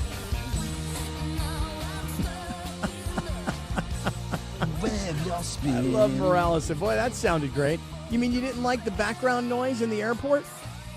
Not so much. I feel like his phone is also not very clear. Like other people have phones that are way clearer on the air. No? Well, I mean, was he wearing headphones or was he... He probably had his ear pods in. All right. I mean, he can't rise the level to, Al Michaels while he's in the airport. Wow. You know who always has a great sounding phone, though? Dr. that? Clapper. That's right. It is time for Dr. Clapper on Sedano and Cappy. He joins us every Thursday. And, Doc, we will always start out with, how are you? How are you? Great to hear you guys. Happy Rosh Hashanah. Hey, happy and healthy New Year. Yeah, you too. Have an apple with the honey, just like you suggested. Yes, that's exactly what I'm going to do. I went to the store yesterday. I bought these 2 beautiful apples. I've got this big thing of honey, and tonight that's exactly what I'm going to do as I get ready to have a very sweet new year.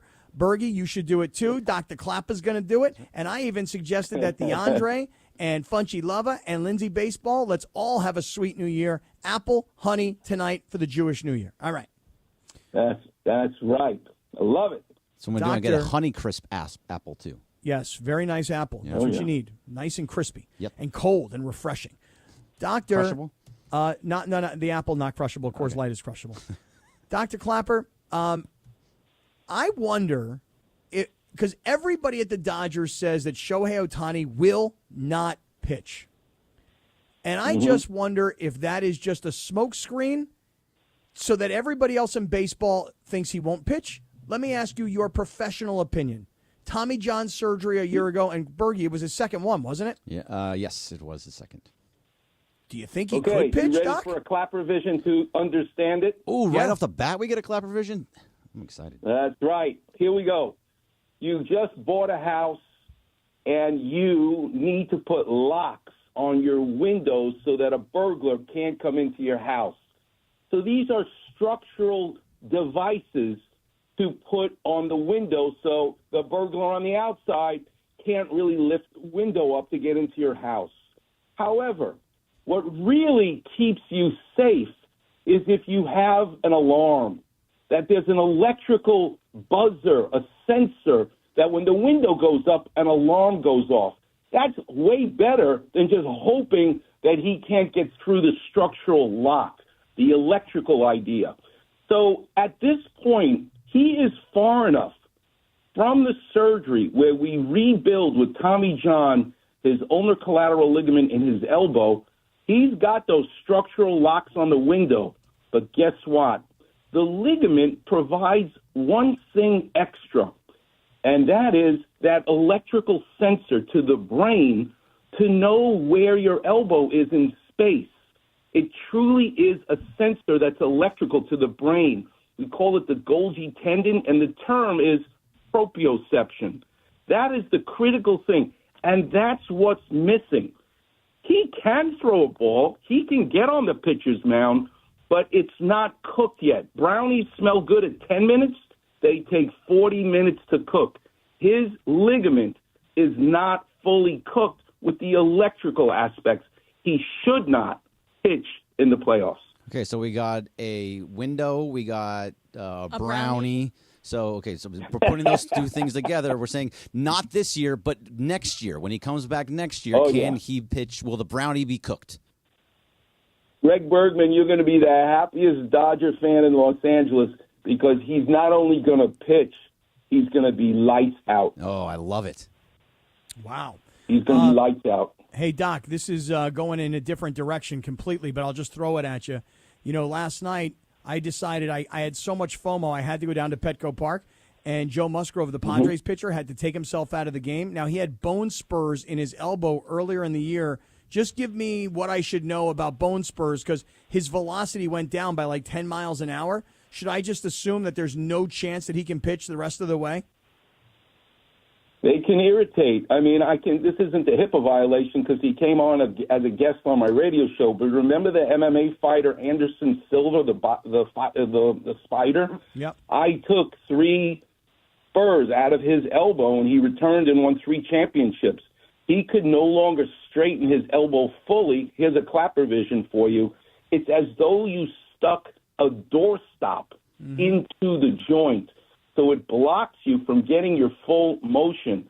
So bone spurs are not a good thing to have in and around the joint. Clayton Kershaw's got a bone spur on his big toe. It's not a good thing to have. And it also speaks to the fact that the injury has been there for a while. These spurs take a long time to grow. They're not an acute injury. Okay, so let's go back to the Dodgers for a second, Doc. And now Freddie Freeman has an ankle injury. And Doc is saying that there's not a world where he says that ankle it will not limit him. How bad is it? Should we expect the same type of Freddie? What should we expect out of Freddie Freeman? So, Greg, what's really interesting orthopedically about Freddie Freeman's injury is if you look at how he did it running to first, he rolled his ankle. So, thankfully, he's not Justin Herbert. He's not Micah Parsons. He's not Cooper Kupp, who has a high ankle sprain. Freddie Freeman has a low ankle sprain, thank God, because of the mechanism of how he rolled his ankle. But everybody's all concerned, what can he do fielding and throwing and all. I'll tell you what my concern is, Greg Bergman, about Freddie Freeman, is he's a left-handed batter. The right ankle, when you're a left-handed batter, is his front foot. And in order to get velocity on that ball that you're hitting, you almost have to intentionally roll that ankle. That's going to hurt when he takes it to the extreme. So I wish the playoffs weren't this soon. He'll be able to play, but I'm actually more concerned about his hitting than I am his fielding. Dr. Robert Clapper on Sedano and Cap every Thursday. Hey, Doc, I want to just thank you for one thing before you go. And that is... Wait, that before you thank him, can I ask one really quick question? Sure. Sorry. Nick Chubb, Browns running back, is he started practicing again yesterday. Oh, my God. I know he's not going to play this weekend, but, is he going to be anything close to the Nick Chubb that he was of old? In 2015, remember, he was at the University of Georgia, Lindsay. He tore 3 of the 4 ligaments that make up your knee. In 2015, he tore his MCL, his PCL, and his LCL. And then, what does he tear? 2 games in last year, his ACL. And he needed 2 surgeries. They did one late September to take care of his meniscus, his medial collateral ligament, and the capsule. And then they waited to do a second surgery in November to fix his ACL. To me, the psychological aspects of a multiple ligament injury in a running back, I know he says, I'm going to be good as new, I'm going to get on the field, and the adrenaline's going to flow, and I'm going to be fine. I don't know, Lindsay. How could that not be an issue? And that's the part of sports medicine and injuries we don't value enough or talk about enough, is the psychological aspects. When we made fun of Derrick Rose because he took 18 months to come back from his ACL, and yet Adrian Peterson came back in 8 months, I believe it's because of the psychological. Adrian Peterson was tackled, but Derrick Rose just planted his foot. So when you have a psychological not trusting your own body as an elite athlete, that gets in your head, and I'm not so sure he's going to want to bust through the hole like he did before. Hey, he did it once. Maybe he can do it again. With no ligaments. That's right. Let's hope. Let's pray. Listen, what we can do now with our technology to rebuild knees, people come back like they never had a problem before. But think of all the ligaments that he's injured. That's a lot to ask for. All right, Dr. Clapper, we'll let you roll. On that note, we'll talk to you next Thursday, and we appreciate you always. Doctor, have a happy, healthy, peaceful, and prosperous New Year, my brother. Happy New Year, Doc. That's right. Scott Kaplan and Greg Bergman and Lindsay and Funches. Chag Sameach. That's exactly right. You know, as I was going to say to Doc, I was going to tell Doc that I wanted to say thank you to him. You know why, Bergie? Why is that? Because this week, when he decided to do his Clapper vision, I was able to stay seated and work on, the elbow. You know what I mean? Yeah. Last week, I stood up. I was wearing a pair of shorts. I wasn't wearing proper undergarments, and the full fruit salad almost made an appearance on the YouTube show. Almost. I remember seeing it last week. That was very, very close, Gabby. I'm glad that we were all about the elbows today. And then freaking young D here sends me a picture on Saturday morning of 2 apples and a banana. You didn't, did you? You didn't, did you? I sure did not. Oh, come on, D. You know you did just one time. Wait a second. Hold on a second. I just went back and I looked at my text. I actually sent D a picture of 2 apples and a banana. My bad. Yeah. Fruit salad, yummy, yummy. Yeah, is that what you said? You wrote back yummy, yummy, DeAndre? Is that what happened? I should have. You should have. Fruit You should salad. have. Hey, I want to just say, I want to tell everybody, listen, when it comes to selling a home, I'm transitioning here. Okay. I want to introduce you to Seller's Advantage, and here's why. Because selling a house can be complicated and, believe it or not, expensive. But you see, at Seller's Advantage, they're going to make you a competitive cash offer, which means you don't have to make any repairs, and they can literally close in days. So now you're not dealing with a complicated closing process. You don't have to worry about a contract falling through. Seller's Advantage has been making sellers really happy for a long time, and they got all the reviews to prove it. So here's really what you should do. If you're contemplating selling your home, you have absolutely nothing to lose if you call Seller's Advantage and get a no-obligation offer, 888-390-AS-IS. That's 888-390-AS-IS, 888-390-2747, and sellersadvantage.com. And by the way, let me just throw in one last thing. They even give you, in many cases, $10,000 up front, so you have all your moving costs covered. Sellersadvantage.com, DRE number 01966158, Sellers Advantage.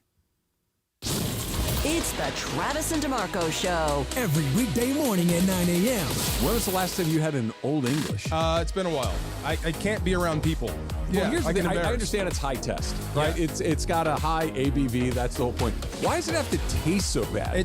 It really, I think it's got this little sweet aftertaste. Oh, I kinda love it. no, I could go all day. No. Yeah, all day. It's Trav and D-Farm. Back tomorrow morning after Greeny on LA's mega sports station, 710 ESPN. Every 40 seconds, a child is reported missing. That's 2,000 children every single day. It's a heart-wrenching reality that we can no longer ignore. Find the Children is a non-profit organization dedicated to helping find missing kids. You can be a part of their mission by donating your unwanted vehicle, running or not. Call 1-800-294-0222. We guarantee that you will receive the maximum tax deduction. We provide fast, free pickup with 24-hour response. Call 1-800-294-0222. Find the Children provides crucial resources to help find missing children and educational materials to teach kids how to recognize and avoid predators. Our recovery programs have a proven track record of reuniting kids with their families. It's time to act. Donate your unwanted or unused car. Help us build a world where every child is safe. Pick up the phone and call 1-800-294-0222. Together, we can bring these kids home safely. This advertisement was paid for in partnership with Cars R Us and Find the Children. 710 ESPN, your home for the 17-time world champion Lakers. KSPN Los Angeles, a good karma brands radio station. This is the city, Los Angeles, California. It's 5 p.m. in the Southland. Turn it up, man. Time to blow that 5 o'clock whistle with Sedano and Cappy. That's right, it's the 5 o'clock hour on Sedano and Cap. And it's time for 30 minutes non-stop. Sedano and Cap on 710 ESPN. With fun and frivolity, tomfoolery and hijinks, and Cappy doing his thing. Thanks to our friends at Real Father's Rights. Real Father's Rights, the father's rights attorney. Visit realfathersrights.com or call 951-482-7517. Let's do it, 5 o'clock in the Southland. 30 minutes of non-stop Sedano and Cap starts now. You ready for this? And time for the Real Father's Rights 5 o'clock hour on 710 ESPN. Let's do it, Jack! 30 minutes, commercial free, of Sedano and Cap starts right now. I love it. I actually do too. I love it. You guys don't even need commercials. Like, if we could get it through you guys going at least 3 hours, Sedano and Cap show going 3 hours commercial free, I think you could just do it. You don't actually like the breaks, it seems like. Well, no? that, and between George and I, the two of us, neither of us can shut the hell up. No, it's just constant. You can flow right through with no problem. We got Young D in the house. We got Funchy Lover. Salad. Oh, yeah, he got the fruit salad going. Funchy Lover's ready to roll in the back. Lindsay Baseball's holding it down. And whether you're catching us on 710 on the radio or on the ESPN LA app, or a lot of you guys are with us today on YouTube, happy to have everybody along. Blake Harris will be here in the second part of the commercial-free 30 minutes, and we'll get back to the Dodgers and the Padres. And one quick note, actually two quick notes. Greg, why don't you update everybody on what Andrew Friedman, not Dave Roberts, Andrew Friedman announced earlier today about the starter in Game 1. So the starter in Game 1 was Jack Flaherty. They've now changed it. Yoshinobu Yamamoto is starting Game 1. Jack Flaherty is starting Game 2. So that's Saturday, Yamamoto.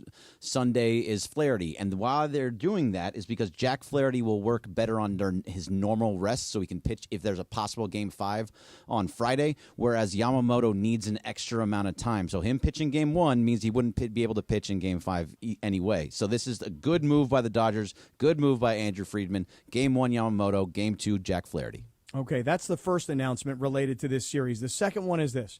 If you're just getting with us, we have officially locked in the bet between Sedano and Cap. Sedano says the Dodgers are his adopted team. Okay, fine. He's taking the Dodgers to win the series. I'm a fair weather fan. Admittedly, I'm taking the Padres to win the series. If the Padres win, Sedano wears a full Padre uniform with the Fernando Tatis wig coming out the back of his SD hat. If the Dodgers win, I have agreed to rock the full-blown, glittery Elton John Dodger uniform. and possibly sing Rocket Man. And possibly. See, the problem that I'm having with this, and it's your guys' bet, so go with whatever you want. However, you seem excited about this bet. You seem like you want to wear the glittery outfit and you want to sing Rocket Man. No. You've got it all wrong. The reason I'm excited about this bet is because I actually believe, and maybe I'm convincing myself, I believe I'm going to win. You believe that you will win? I believe that I will win. That's right. You believe that you will win? You're very wrong. Well, we're going to find out. I am very much on side of the Dodgers. I'm Team Sedano the entire way, and he said the Dodgers in 5. I'm going Dodgers in 4. They're going to win Game 1, Game 2, and Game 4. I'm going to say that there'll be a split at Dodger Stadium. There'll be a split. A split at Dodger Stadium, and the Padres will win both games down in San Diego. You think sweep in San Diego? So Game 3 would probably be Michael King on Tuesday, and then either Joe Musgrove or Martin Perez on Wednesday. Is that right? I don't know who that would be on Wednesday because I don't think Joe Musgrove is going to come back. So most likely Martin Perez is what I would assume. I don't think so. All right, well, let me do Maybe this. Not. You know better. So let me do this. I'll say this. We're going to get to Blake Harris coming up in a matter of moments. I'm going to make a left turn here, Bergie, so hang on. This upcoming Sunday at SoFi Stadium, the Rams and the Packers. Now, the Rams are coming off what is a terrible loss against the Chicago Bears. And the reason I say a terrible loss is because when you have a comeback win against a division rival on your home field with all of their fans dominating the stands, you think that all of a sudden perhaps you've put together a little bit of momentum. Next thing you know, you go on the road, you take your beat up and battered and injured team, and you take on a Chicago team that was significantly more healthy, but it was almost hard for anybody to believe because they're worse, or so you thought. And the way that the Rams got out to a lead, unfortunately, though, finding themselves kicking field goals on the road. Field goals generally on the road don't win games in the NFL. And the Rams wind up dropping this game to Chicago. Now they turn around and come home. They take on a Green Bay team that this past weekend was getting absolutely motorboated. Smacked. By the Minnesota Vikings, who I have as my top team in the NFL this past week in the Cap 10. It was 28-0, and it got to 28-7 before the end of the first half. The game ended as a 2-point game, and if you didn't see it, you might have thought, geez, Green Bay, that was a close game. No, they had to make a massive comeback after Minnesota had a huge lead. Jordan Love had nearly 400 yards passing. He had 4 touchdowns, but he had 3 interceptions. So, Bergie, I'm going to put it to you. What happens to the Rams this weekend when they host the Packers? See, I just don't feel good about the Rams whatsoever because of how Jordan Love played in that second half. He was very bad in the first half. It wasn't. He just came off of injury, wasn't himself. In the second half, all of a sudden it started to click, and you felt like that was Jordan Love again, right? So if he's going to play like he did in that second half, then I don't see the Rams really having a great shot, even here at SoFi, because the way that he's been playing, he's going to be he will torch this defense. The way that the Rams secondary has just been absolutely horrendous. They have a pretty good pass rush, but the defense itself has not been anywhere to the level that it needs to be able to stop a guy like him. And I think the offense that you have with the Packers is much better than what you have on offense for the Rams. I think you're always good with Matthew Stafford, but without Cooper Kupp and without Puka Nacua, you're in trouble. Okay.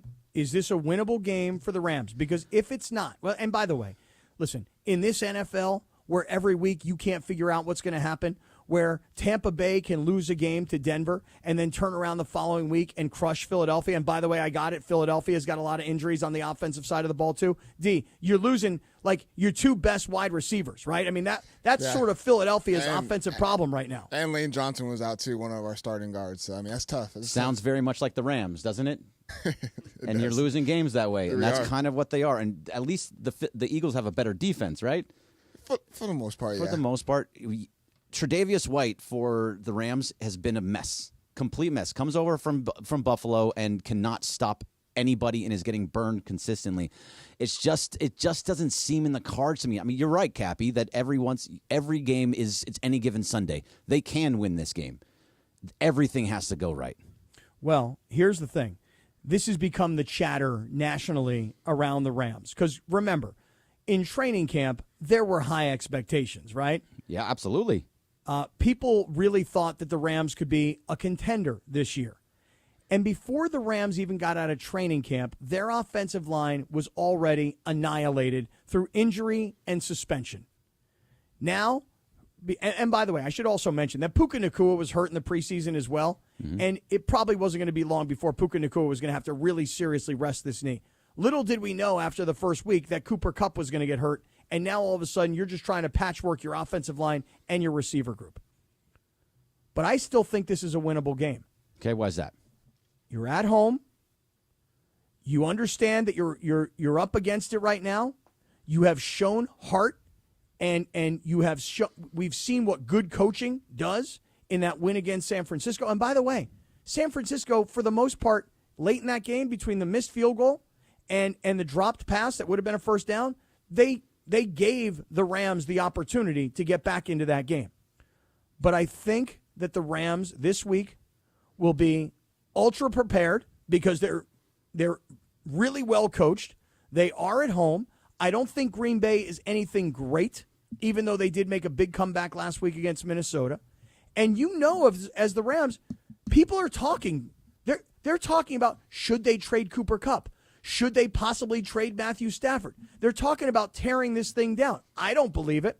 Sedano said the other day on the air, if they don't beat Green Bay and they go into the bye and they don't beat the Raiders on the other side, that's it. Scrap the season.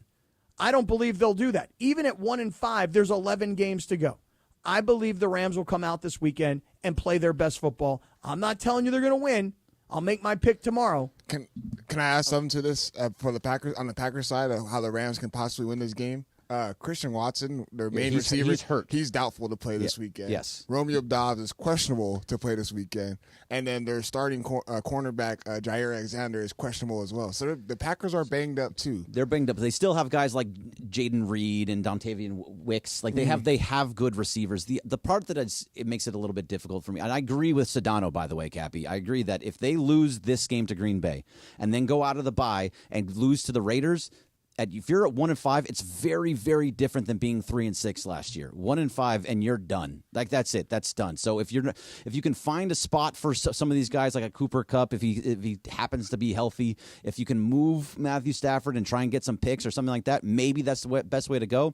But this game is extremely important, and I think that I'll give him this. The offensive line does look a lot better than what it was at the beginning of the season. Still some injuries there. You still don't have Steve Avila. That's a massive get. But at the same time, the center that kind of took over for him, Bo Lemer, is doing a good job. So the offensive line is better. And to DeAndre's point, if you can find these guys, DeMarcus Robinson, Tutu Atwell, who's been playing very, very well, if they can keep the high scoring, they can win. But I don't trust the defense because they're one of the worst defense in all of football right now. They got to apply pressure though too. Yeah. They got to get after Jordan Love. He's because you got to make him uncomfortable. You got to be able to get that pass rush going. Absolutely. I mean, Cappy, you would know that. How much did they get towards Caleb Williams? Were they really in his face the entire game? Well, I mean, in the early part of the game, Caleb Williams, who, by the way, is still at this point in his career where he doesn't have that, thought process going. Nope. Where it's snap, catch, look, throw. Instead, it's snap, catch, look around, hang out, chill in the pocket, get sacked. Or take off and run and try and do what he's been doing probably since he's in Pop Warner football, which is out-athlete everybody. They put pressure on Caleb Williams. They sacked Caleb Williams. But in the end, turnovers are what kill you in games.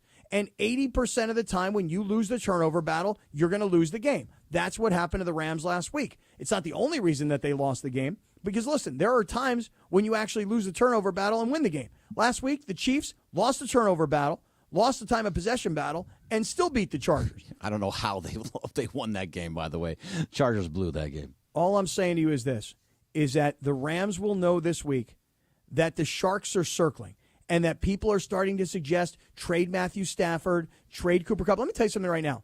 I would never believe for a second that Sean McVay would give up on the season, even if they found themselves at 1-5. Because, listen, if this season goes really, really down the tubes, and I'm not suggesting to you that they're about to come back and go to the Super Bowl, but if this thing goes all the way down the tubes, I'm telling you right now, I don't see Sean McVay rebuilding. He had that one bad year, then he was going to leave, then he came back. Last year, they won 10 games, made it to the postseason, and now he's reinvigorated. If you have another just dreadful season, Sean McVay's leaving, man. I believe that. See, I'm totally with you on that. They had that bad season. They started off 3-6. It was looking like it was going to be bad again. They turned it around because Sean McVay is a great, great coach. But if they go 1-5 and don't turn that around, I'm fully with you. That's going to probably be just about the end for Sean McVay in L.A. I just can't see why he would stick around for that much time afterwards. All right, all this football talk now has me realizing that the Buccaneers and Falcons – let's go. They're already getting ready, and now that means that I have to talk to my remote control. Listen to this, Greg Bergman. All right, let's hear it. Amazon Prime. And now, once my remote control does my work for me and goes into Amazon Prime, now I'm going to be able to turn on some football. But let's go back to the Dodgers and the Padres and the NLDS that will start on Saturday at Dodger Stadium. The news today that the Dodgers are changing their starting pitcher, and here to have that discussion is our Dodger insider, Blake Harris, who's standing by and ready to go. Oh, here comes his walk-up music. Yeah. All right. What's up, Blake? Hey, hopefully this year's different than the last couple of years because I never got to make it to the second week of the playoffs because whenever I come on, I talk about the upcoming NLDS, and the Dodgers get bounced like 4 days later. So hopefully this is the first time a week from right now I could be talking about a series win because the last 2 years, not a whole lot of playoff discussion going on when I come on. Bergie, you and I were doing some homework earlier today about whether or not it's better to go right into the playoffs, into the wild card, or it's better to have the break. What did the numbers come up with? Because I feel like it's really kind of a 50-50 shot that teams that get the break can move on and teams that get the break can get bounced early. So in 2022, the AL teams that had the break went to the ALCS, but the NL teams did not. In 2023, it was 3 of the 4 teams that went out in the first round, and only the Astros went to the ALCS. So nobody in the NL side has ever gone to the NLCS after having a bye. Okay, so Blake, what do you think, man? I mean, the Dodgers had this break. Was it good for them? I mean, just you're having to predict here. You don't know yet, but what do you think? Hey, after hearing Greg say that, I actually feel a lot better. That means someone's due, right? Exactly, some NL team is due, so why not be the team with the best record? But it's weird. I know it's a 2-year sample size, but it is weird that all these teams that have the 5-6 days off, it just hasn't benefited them. It's benefited the team that comes in, they play the quick 2-3 game series, then they go on to the DS, and they just go through the competition. So who knows, maybe 10 years from right now, things are going to flip and it's going to benefit the teams that have that break. But as of right now, I know a lot of Dodgers fans were begging for the Dodgers to be a wild card team. They were begging for them to not have this lengthy break. But as we just saw, we saw the Orioles, who for a good chunk of the year were the best team in all of baseball. Their season came to an end after 2 days. So I don't care what the stats say. You want to have the break. You want to give guys as much days off as possible, and I think the Dodgers will be ready this year. See, I'm totally with you, Blake. And now the news came out today that they're changing Yoshinobu Yamamoto and Jack Flaherty, and Yamamoto's going to be in the game 1 starter and Flaherty the game 2 starter. I'm a huge fan. How do you feel about it? Yeah, I don't know why the Dodgers didn't do this to begin with, because we all know that Yamamoto, he only would have been able to start probably 1 game this series by going in game 2 because the Dodgers are so strict with giving him all these days off in between his start. By having him go game 2, that would have been the only time you could use him in the entire series. Now by starting him in game 1, he would be available for potential game 5. And with Jack Flaherty, obviously he's not under contract with the Dodgers next season. I think the Dodgers are going to be all in on Flaherty. They're going to ride him as much as they can and just let him pitch until that arm falls off. You now have him available potentially in a game 5 as well. So I thought this was a no-brainer for the Dodgers, that I honestly thought they should have made this decision a couple days ago. All right, so Blake, what we've talked about for weeks is the Dodgers starting pitching staff, all of the injuries, and guys like Yamamoto and guys like Walker Buehler having to come back and where they are. So what do you make of this Dodgers starting pitching staff as it is today going into this series? Yeah, obviously being down glass now is not ideal, but you have Yamamoto, who has shown glimpses of being that ace you want. Jack Flaherty has been really good this year, been really solid since he came over to the Dodgers. Walker Buehler, I know he's been shaky this year. I've personally been really hard on him. But over his last couple of outings, he has looked good. He has shown signs of life. And like I said last week, maybe pitching in October is actually going to be good for Buehler. Maybe he's going to kind of revert back to the pitcher of old, and he's just going to want to pitch up until the big light. And Landon Knack, I know we've not seen a whole lot from him. He is a rookie. He has been one of the more impressive rookies kind of for the Dodgers that have pitched this year. So not the rotation the Dodgers dreamed of when they put it together at the beginning of the year, but I definitely think this is a rotation that is more than capable of going on a deep October run. Yeah, I totally agree with you when it comes to the pitching staff. So we had Dr. Clapper on in just a little bit in the last hour, and he said that Freddie Freeman, who has that hurt ankle, is going to be fine defensively, but offensively he may have trouble hitting. How worried are you about Freddie Freeman? I guess it all comes down to what Dave Roberts says, because it kind of seems like whatever Dave says, go with the opposite. So if Dave comes out and says he's 100% healthy, he's good to go, then I'm worried. If Dave comes out and says Freddie's still a little banged up, then I think it could be more than okay. Obviously, this isn't an ideal injury, but with Freddie, you don't really necessarily need his speed on the bases. He is playing a nice position at first base where obviously you want that ankle to be 100%, but you don't need to be too athletic with that ankle. I think his hitting is going to be just fine. Again, you don't need him to be the Shohei Ohtani, the Mookie Betts. You need Freddie to be your third best hitter, or maybe your fourth best hitter if a guy like Teoscar or Muncy, they can show up. So not an ideal circumstance, but I think Freddie's going to be just fine. All right, Blake Harris is with us. He's our Dodger insider at Sedano and Cap here in the commercial-free 30 minutes. Blake H. Harris on Twitter if you're following Blake for all of his Dodger content. Blake, go to the other side. Did you watch the Padres last night? You saw them, I'm sure, sweep the Braves. Listen, they caught the Braves at the right time, right? I mean, the Braves had to play a doubleheader on Monday. They lost the first game. They didn't have their ace to pitch the second game, which happened just minutes before the game. The Braves have to fly cross country, deal with all the emotion. They caught them at the right time, is the way I see it. But what do you think about the Padres side of things? Yeah, I'm not going to lie in that series because the Padres, they've been the best team in baseball the last couple of months. They've had the Dodgers number this year. Obviously, they might be hot winning this 2-game series, but the Dodgers just saw the Padres this past weekend. They took the series from them last week, and they won the division. Now, offensively, the Padres, really talented top to bottom. This is a really good start in rotation. I'm going to be following what's going on with Joe Musgrove. It sounds like he might be out for the NLDS, which would be a huge boost for the Dodgers if he's unable to go. But the Padres still have 3 really good starting pitchers. Now, one thing I will say, it is kind of ironic because a lot of people thought the Padres' strength was going to be their bullpen. The Padres' bullpen has been kind of shaky these last couple of weeks. I know all the numbers say they've been really good in the second half. The Dodgers, last week when they played the Padres, they took to that bullpen. So if the Dodgers want any chance in this series, because I think they're going to struggle against the starters, I think you got to get to that bullpen. I think you got to get the starters out no later than the 5th inning, and you got to attack because I do think there are some weaknesses in that Padre bullpen. And if the Dodgers offense can do what they did last week against this Padres bullpen, this could be a quick 3-game series for the Dodger bat. Yeah, I got an M4 because of some of those exact same reasons. The Padres bullpen is kind of a problem right now. Adam gave up a couple runs yesterday. The Robert Suarez hasn't been that good.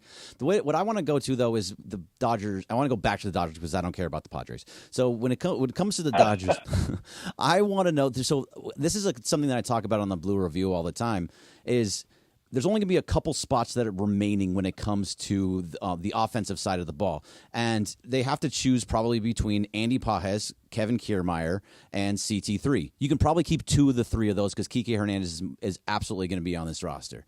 Which 2 of those 3 would you hold on to? And which do you think the Dodgers will hold on to? Yeah, I wrote about this the other day, and I think it's a really interesting decision because you kind of have 2 polar opposite players with Andy Pages and Kevin Kiermaier, which I think ultimately the decision comes down to. It's just a matter of what do the Dodgers prefer. Do they prefer a guy that you could put out in center field late in the game that is an absolute magnet, that's probably the best defensive center fielder in all of baseball, who provides you nothing at the plate? He's a great bunter, I'll give him that, but he's giving you nothing at the plate. Whereas Andy Pages, this is a guy that could change the game with one swing of the bat. I mean, he's looked fantastic since being called up. We saw him last week hit a couple of big homers. If you have this guy off the bench, he's the best hitter also on the Dodgers against left-handed pitching, so I'll give him that advantage as well. So I don't think either one of those guys is necessarily going to be in the starting lineup. So again, it comes down to what do the Dodgers prefer. And if I'm them, you have a great defensive center fielder in Tommy Edman. Give me the bat Nandy Pajes. Give me the guy that absolutely rakes against left-handed pitching, and get him up there in the pinch opportunity if you need a couple of runs, because, again, he could change the game with just one swing at the bat. All right, Blake Harris, our Dodger insider on Sedano and Cap, at Blake H. Harris on Twitter. Now, Blake, this is probably the most important part of this entire discussion related to the Dodgers and the Padres and this playoff series. Earlier today on these airwaves, a bet was laid down, it was negotiated, and it has been finalized. Do you want to hear how it goes? I would love to hear how this goes. You hyped it up already. So Sedano is he has adopted the Dodgers. That is his new baseball team. He likes to tell everybody, I adopted the Dodgers. I took my kids to 2 games this year. I have adopted the Dodgers. And then he called me a fair weather Padre fan for hating them last year and loving them this year. So here's the bet. If the Padres win, which is what I say is going to happen, Sedano has to wear a full-on Padre uniform with the Fernando Tatis wig coming out of the back of his ball cap. If the Dodgers does he have to wear the ski mask, the ski goggles as well? That would probably be a good addition. I hadn't thought of that. If the Dodgers win, which is what Sedano says, I have to wear the Elton John glittery Dodger uniform with, to make matters worse, with a Charger sombrero. Oh, so that's like, I mean, the Elton John fit, that's a great fit. That's almost like, I kind of would want to lose a bet so I can rock that. The sombrero, I feel like for you, is the worst part, rocking the Chargers. Well, I had to give up something because Sedano was very vehemently against the whole Tatis wig, not because he doesn't like it necessarily. It's just that Sedano wants to try and win everything, like even like a little bet negotiation. So he was like, no, I'm not wearing that Tatis wig. So I got him to accept the wig, but it's because I have to wear the Charger sombrero should the Dodgers win. And you know that would hurt me badly. I do. And boy, I mean, I was already looking forward to the series. If the Dodgers win, that's going to be fantastic. But seeing you have to wear, and I'm guessing, are you going to have to wear this like on a show? You got to go into the studio rocking it? Got to wear it the whole show. I tried to make it a full week. Sedano wouldn't go for it. See, now, Blake, what if it was the Blake Honeywell Dodger outfit with the turtleneck and the mullet? I mean, I don't think they really know who Blake Honeywell is in his screwball, but at the same time, that was a strong mullet with the shaved sides and the turtleneck. It's a pretty good one. Yeah, that was a fantastic fit. I feel like not enough people were talking about that turtleneck that he was rocking. It didn't matter what the temperature was, so I'm pretty sure when they were pitching, when it was like 100 degrees out, I'm pretty sure Honeywell was out there rocking that turtleneck, so that'd be a great fit as well. So do you want any piece of this? I mean, here's what I said. I said I got Padres in 4. Bergie, what do you got? I got Dodgers in 4. Okay. Sedano said Dodgers in 5. Because he wants the drama of going the full 5 games. What is your prediction, Balake?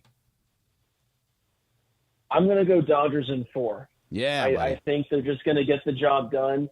I think they're going to take the first 2 in L.A., drop Game 3 in San Diego, and then use the bullpen game and just somehow pull it out and win in San Diego in front of their home crowd. That's right. Okay. All right. And I've got the Padres and Dodgers splitting in Dodger Stadium this weekend, and then the Padres winning the 2 games at Petco Park. So, look, I'm a man on an island here, Bergman, all right? Corporate Greg. Yeah, you're in L.A., buddy. I'm by myself, okay? I am all by myself on this one, right? And by the way, I want to tell you something, Blake. I kind of agree with you. I think the Elton John, glittery, flamboyant Dodger uniform does kind of sound cool, but not for a guy who's rooting for the Padres. That's true. It could have been a lot worse, though. George rocking the Tatis look with the fake wig, and especially if he gets those ski goggles, that might be worse than the Elton John fit. I did ask him to also speak in a Dominican dialect the entire show. That's probably not what you need to do, Cappy? You need to give him some inflatable, like give him like a beach ball that he can tuck into his back, because I know Tatis also, he carries that thing around back there. So if you want to go full out, tell George to put a beach ball back there. Oh, really? Okay. I hadn't thought about that. Okay. Very good. Well, Blake, by next Thursday, 1 week from today, we could be talking about going to Game 5, or we could be talking about this series being over. We might be talking about the Padres going to the championship series, or, as most people would expect, we might be talking about the Dodgers moving on. Dodgers moving on. Like I said, I'm 0 for 2 so far when doing this because the Dodgers get bounced in the first round. So hopefully some positivity for next week. And by the way, Cappy, a quick message from my uncle, the one that you met at Yamava. The wise guy? That he wants the entire city of Los Angeles to know to dump it on the Dodgers on Game 1 this Saturday with Yamamoto on the mound. Oh, really? He says load up on the Dodgers, huh? Load up on the I love it. Okay. Dump it on Yamamoto in Game 1. He said they're not losing Game 1 in front of Dodger Stadium's packed house. No way. They're not leaving there with a loss. Okay, I like that. I mean, listen, I don't like it if it happens, but I like the fact that he's putting out gambling advice for everybody because what's your uncle's first name? Matt. Uncle Matt is like, I mean, he's a wise guy as far as I'm concerned. I've never trusted anyone more than Uncle Matt right now. All right, There you Balake, go. we'll talk to you next week, man. I appreciate you guys. Have a great weekend. And again, hopefully a week from right now, we're talking about a nice Dodgers sweep with a nice lengthy break as they wait for the NLCS. Appreciate you, break. We'll see. We'll see what happens. There he is. There's his walk up, and there's his walk out. Hey, I want to tell everybody about my home away from home. I don't know if you know this or not, Bergie, but I literally live right across the street from LA Live at the East Central Hotel, which is a contemporary hotel with that very authentic LA vibe, located right in the heart of downtown LA with the perfect location. If you're going to come down for a game, because look, basketball season's about to tip off, hockey season is about to drop, and if you're going to come into downtown LA because you're going to come down for a game or a museum or a show or whatever, come on down and make that reservation at the East Central Hotel. What I love about the East Central is this: the biggest rooms in all of downtown LA of all the hotels. Why? Because all these new hotels have popped up. They've made the rooms smaller so they can make more rooms so they can book more guests. The East Central Hotel, been here for a long time. Big rooms. Every room, by the way, the contemporary art. It could be the Madonna room, could be the Kobe Mamba room, could be the Wayne Gretzky Great One room. There are so many great paintings from people who had amazing performances across the street. Also, the Nixo Lounge. You can have a great breakfast like I do every morning. It could be a cocktail before you go out at night, or maybe, you invite friends over. And the brand new gym right there in the East Central. All the equipment you'll need while you're staying in a hotel. And just one last thing. They don't ever tell me to say this, but I have to at least pass this on to you. I promise you this. I don't care what fancy hotel you've ever stayed in your life. You will never find softer towels than the East Central Hotel. So book your next stay at the East Central, eastcentralhotel.com, eastcentralhotel.com. And you know what? I should say one last thing about the East Central. The people who work there are wonderful. Every time I walk in, they go, "Hello, Mr. ESPN." That's right. That's me. eastcentralhotel.com, East Central Hotel in downtown Los Angeles, entertainment's official address. Big deal or no deal next. The most followed sports radio station in America. 710 ESPN. At ESPN Los Angeles on Instagram, Facebook, Twitter, YouTube, TikTok, and Twitch. LA's mega sports station. 710 ESPN. Just like in sports, you can never predict an accident. It will come when you least expect it. Travis Rogers here with DeMarco Farr to tell you about our friend, Joseph S. Normand. If you're in any accident, call Joseph at 213-747-2000. The team at Normand Legal is ready to help you and achieve the maximum compensation you deserve. Call Joseph at 213-747-2000 or visit normandlegal.com. You have many choices in a legal team, but family always comes first. Visit normandlegal.com or call 213-747-2000. The law office of Joseph S. Normand. Hey, football fans, there is nothing sweeter than a cold glass of Stella Rosa and watching your team compete. But Stella Rosa wants to make it even sweeter and hook you up with a chance to win an experience to the biggest game of the college football season. You could win 2 tickets to the game, airfare, and a hotel for you and a friend. Head over to ESPNLADreamTicket.com to enter the Dream Ticket Sweepstakes presented by Stella Rosa, America's favorite semi-sweet, semi-sparkling wine. Stella, rate responsibly. Must be 21 or older to enter. This is the Rams Report. Here's Travis Rogers. After the first 4 weeks of the season, the Rams find themselves in a very serious hole after a 24-18 loss to the Chicago Bears drops their record to 1-3. The Rams dominated in just about every statistical category that there is, getting more first downs than the Bears, getting better on third down than the Bears, more total yards, more offensive plays, and more yardage per play. But the categories that matter the most, turnovers, 2 for the Rams, none for the Chicago Bears, and of course, on the scoreboard at 24-18. Kyron Williams, a good day on the ground, 19 carries, 94 yards. He did get into the end zone for a 7th consecutive game, averaging nearly 5 yards per play. Ronnie Rivers doing a good job on the ground as well. 6 carries, 26 yards, just a little over 4 yards per carry. The Rams dropped to 1-3. Up next, the Green Bay Packers at SoFi Stadium. With Wednesday's Rams Report, I'm Travis Rogers. That's today's Rams Report on your home of Rams football, 710 ESPN. Getting quality employees to fill positions in your company is essential, but finding those people can be a major hassle, unless you use ZipRecruiter. ZipRecruiter makes finding quality people a breeze. And right now you can try it for free at ZipRecruiter.com/free. With ZipRecruiter, one click sends your job to hundreds of top job sites. But more than that, ZipRecruiter's advanced technology identifies the candidates with the skills you need, sends you a list of great matches to review, then actively invites them to apply for your job. And the results speak for themselves.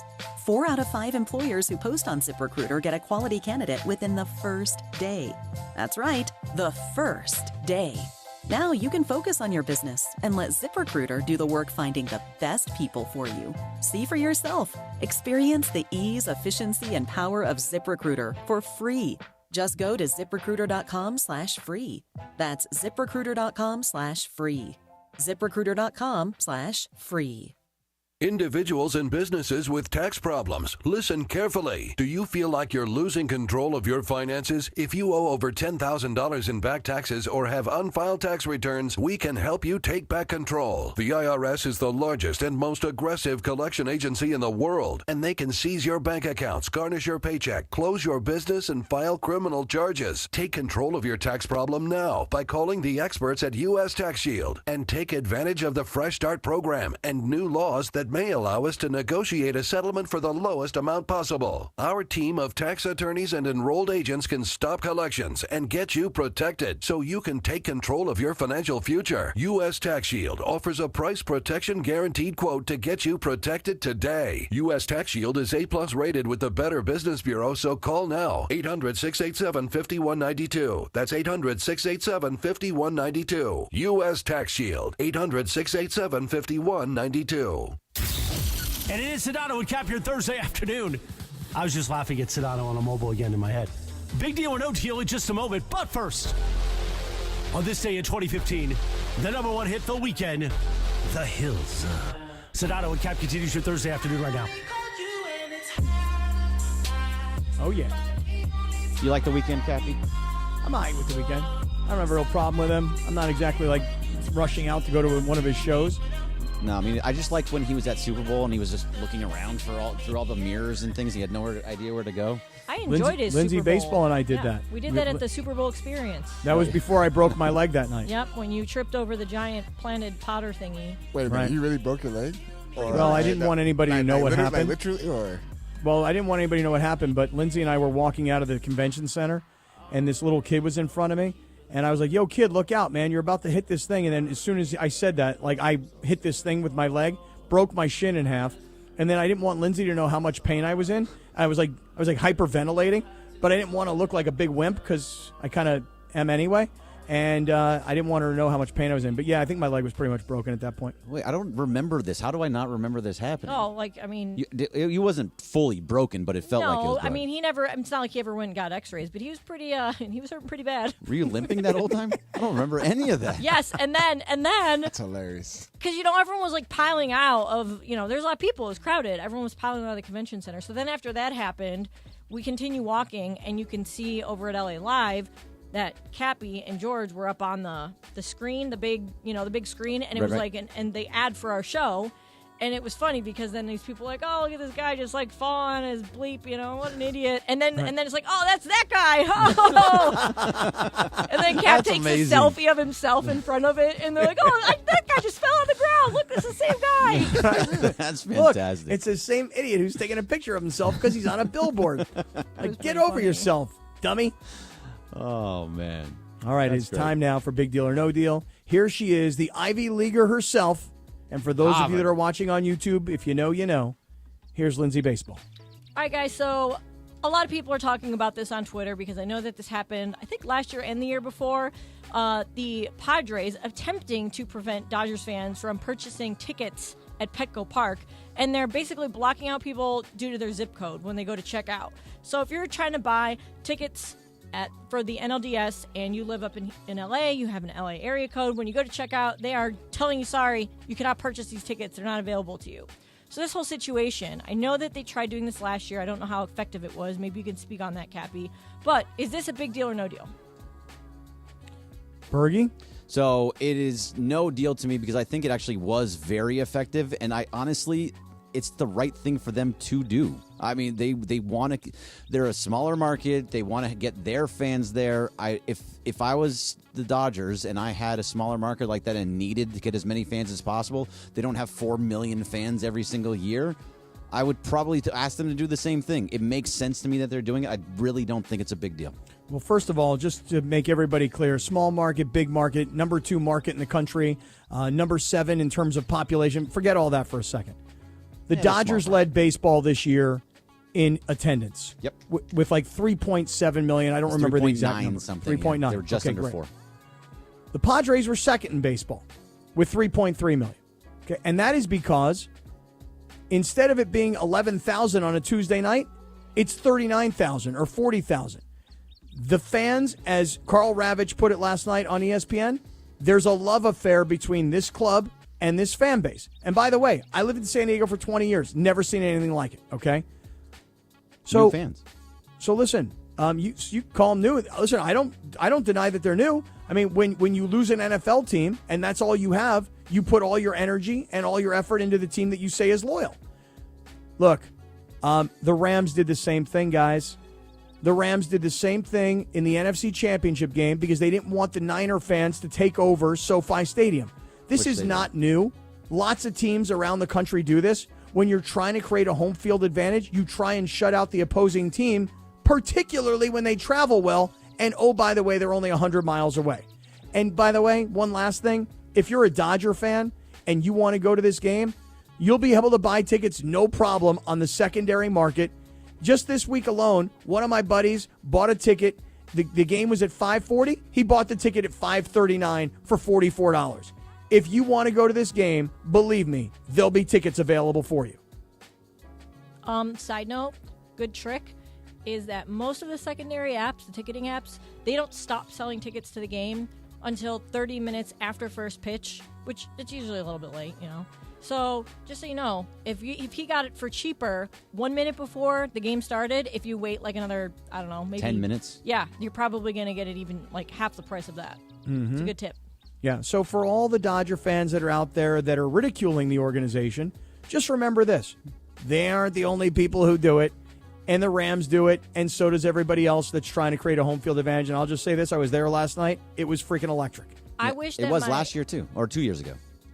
I wish that my Gardos did it back in 2016 for Cubs fans because, it was like the Cubs Game 7 of the World Series. I actually had tickets to it, and I sold them on the secondary market because I paid $110 for 2 standing room only tickets, and somebody bought them for me for $1,800.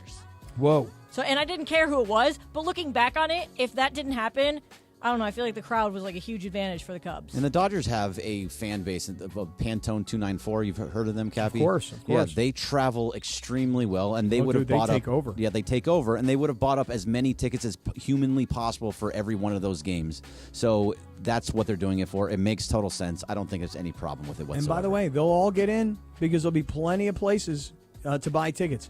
This is unbelievable. I'm watching this Thursday night football game between Tampa Bay and Atlanta.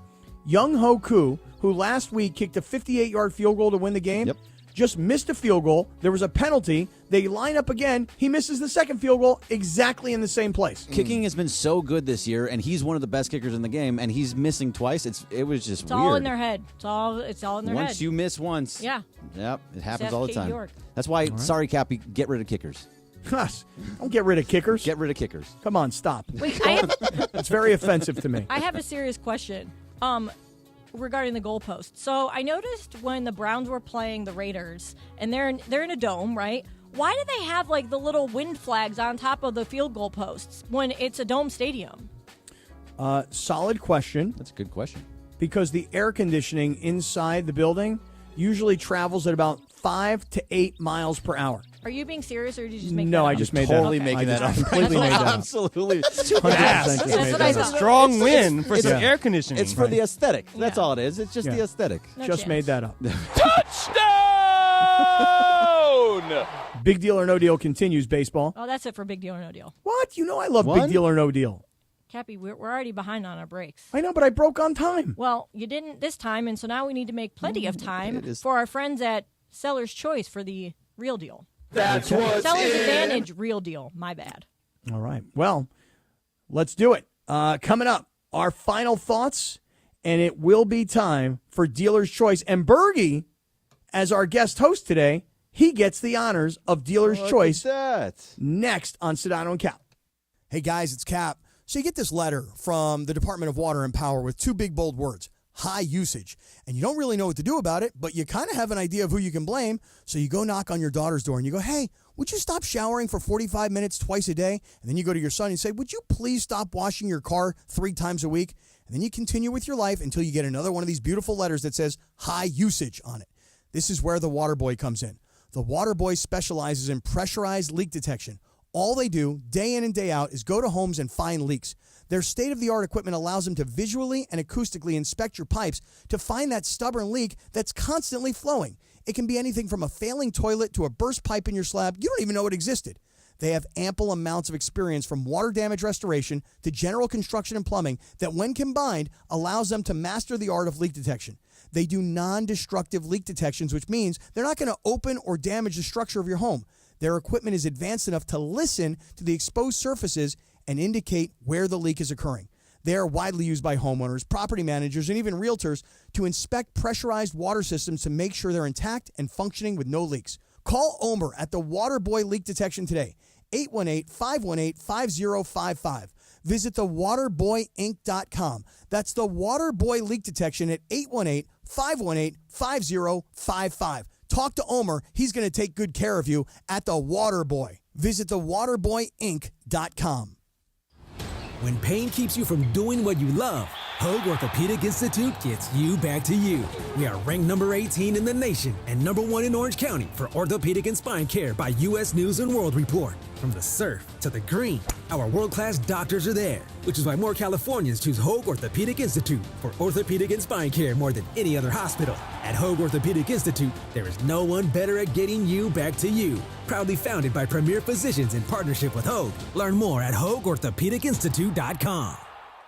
Enter for a chance to win the ultimate winery experience at Francis Ford Coppola Winery. With airfare for 2, a 2-night hotel stay and a winery tour. Enter at ESPNLA.com. Must be 21 and a California resident. Prize awarded as a gift card. Francis Ford Coppola Winery, Geyserville, Sonoma County, California. Enjoy responsibly. Hey guys, it's Cap, and if you're looking to sell your home, call Seller's Advantage. They'll make you a great cash offer with no need for repairs. They buy it as is. With Seller's Advantage, there are no agents. They can close within days, and they buy with cash. They'll even offer a $10,000 advance to help with moving costs and other expenses. Check out their reviews online and call for a no-obligation offer at 888-390-AS-IS, 888-390-2747, and visit sellersadvantage.com.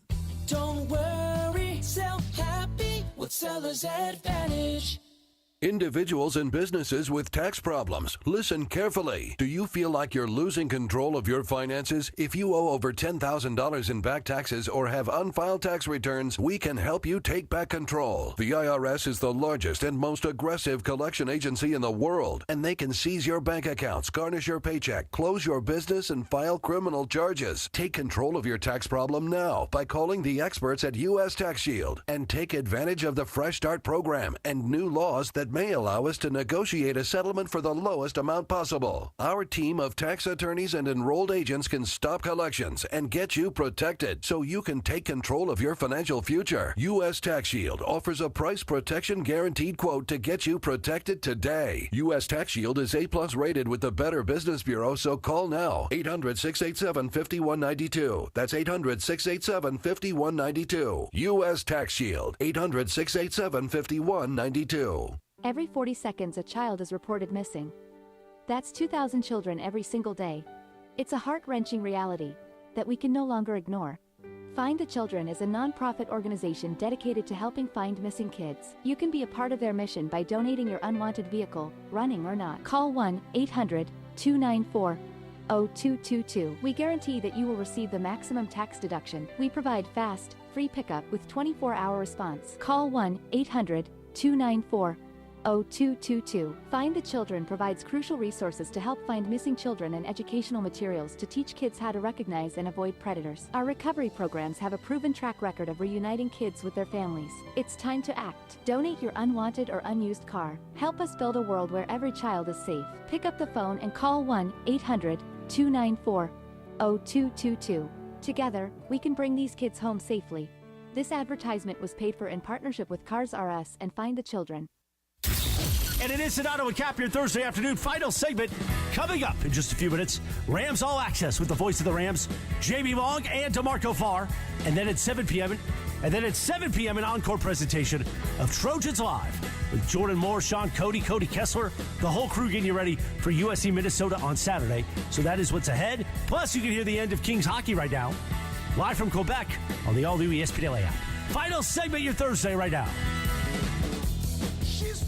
Oh, you got that one in easy. No problem at all. I mean, that wasn't even close. Well, that is it.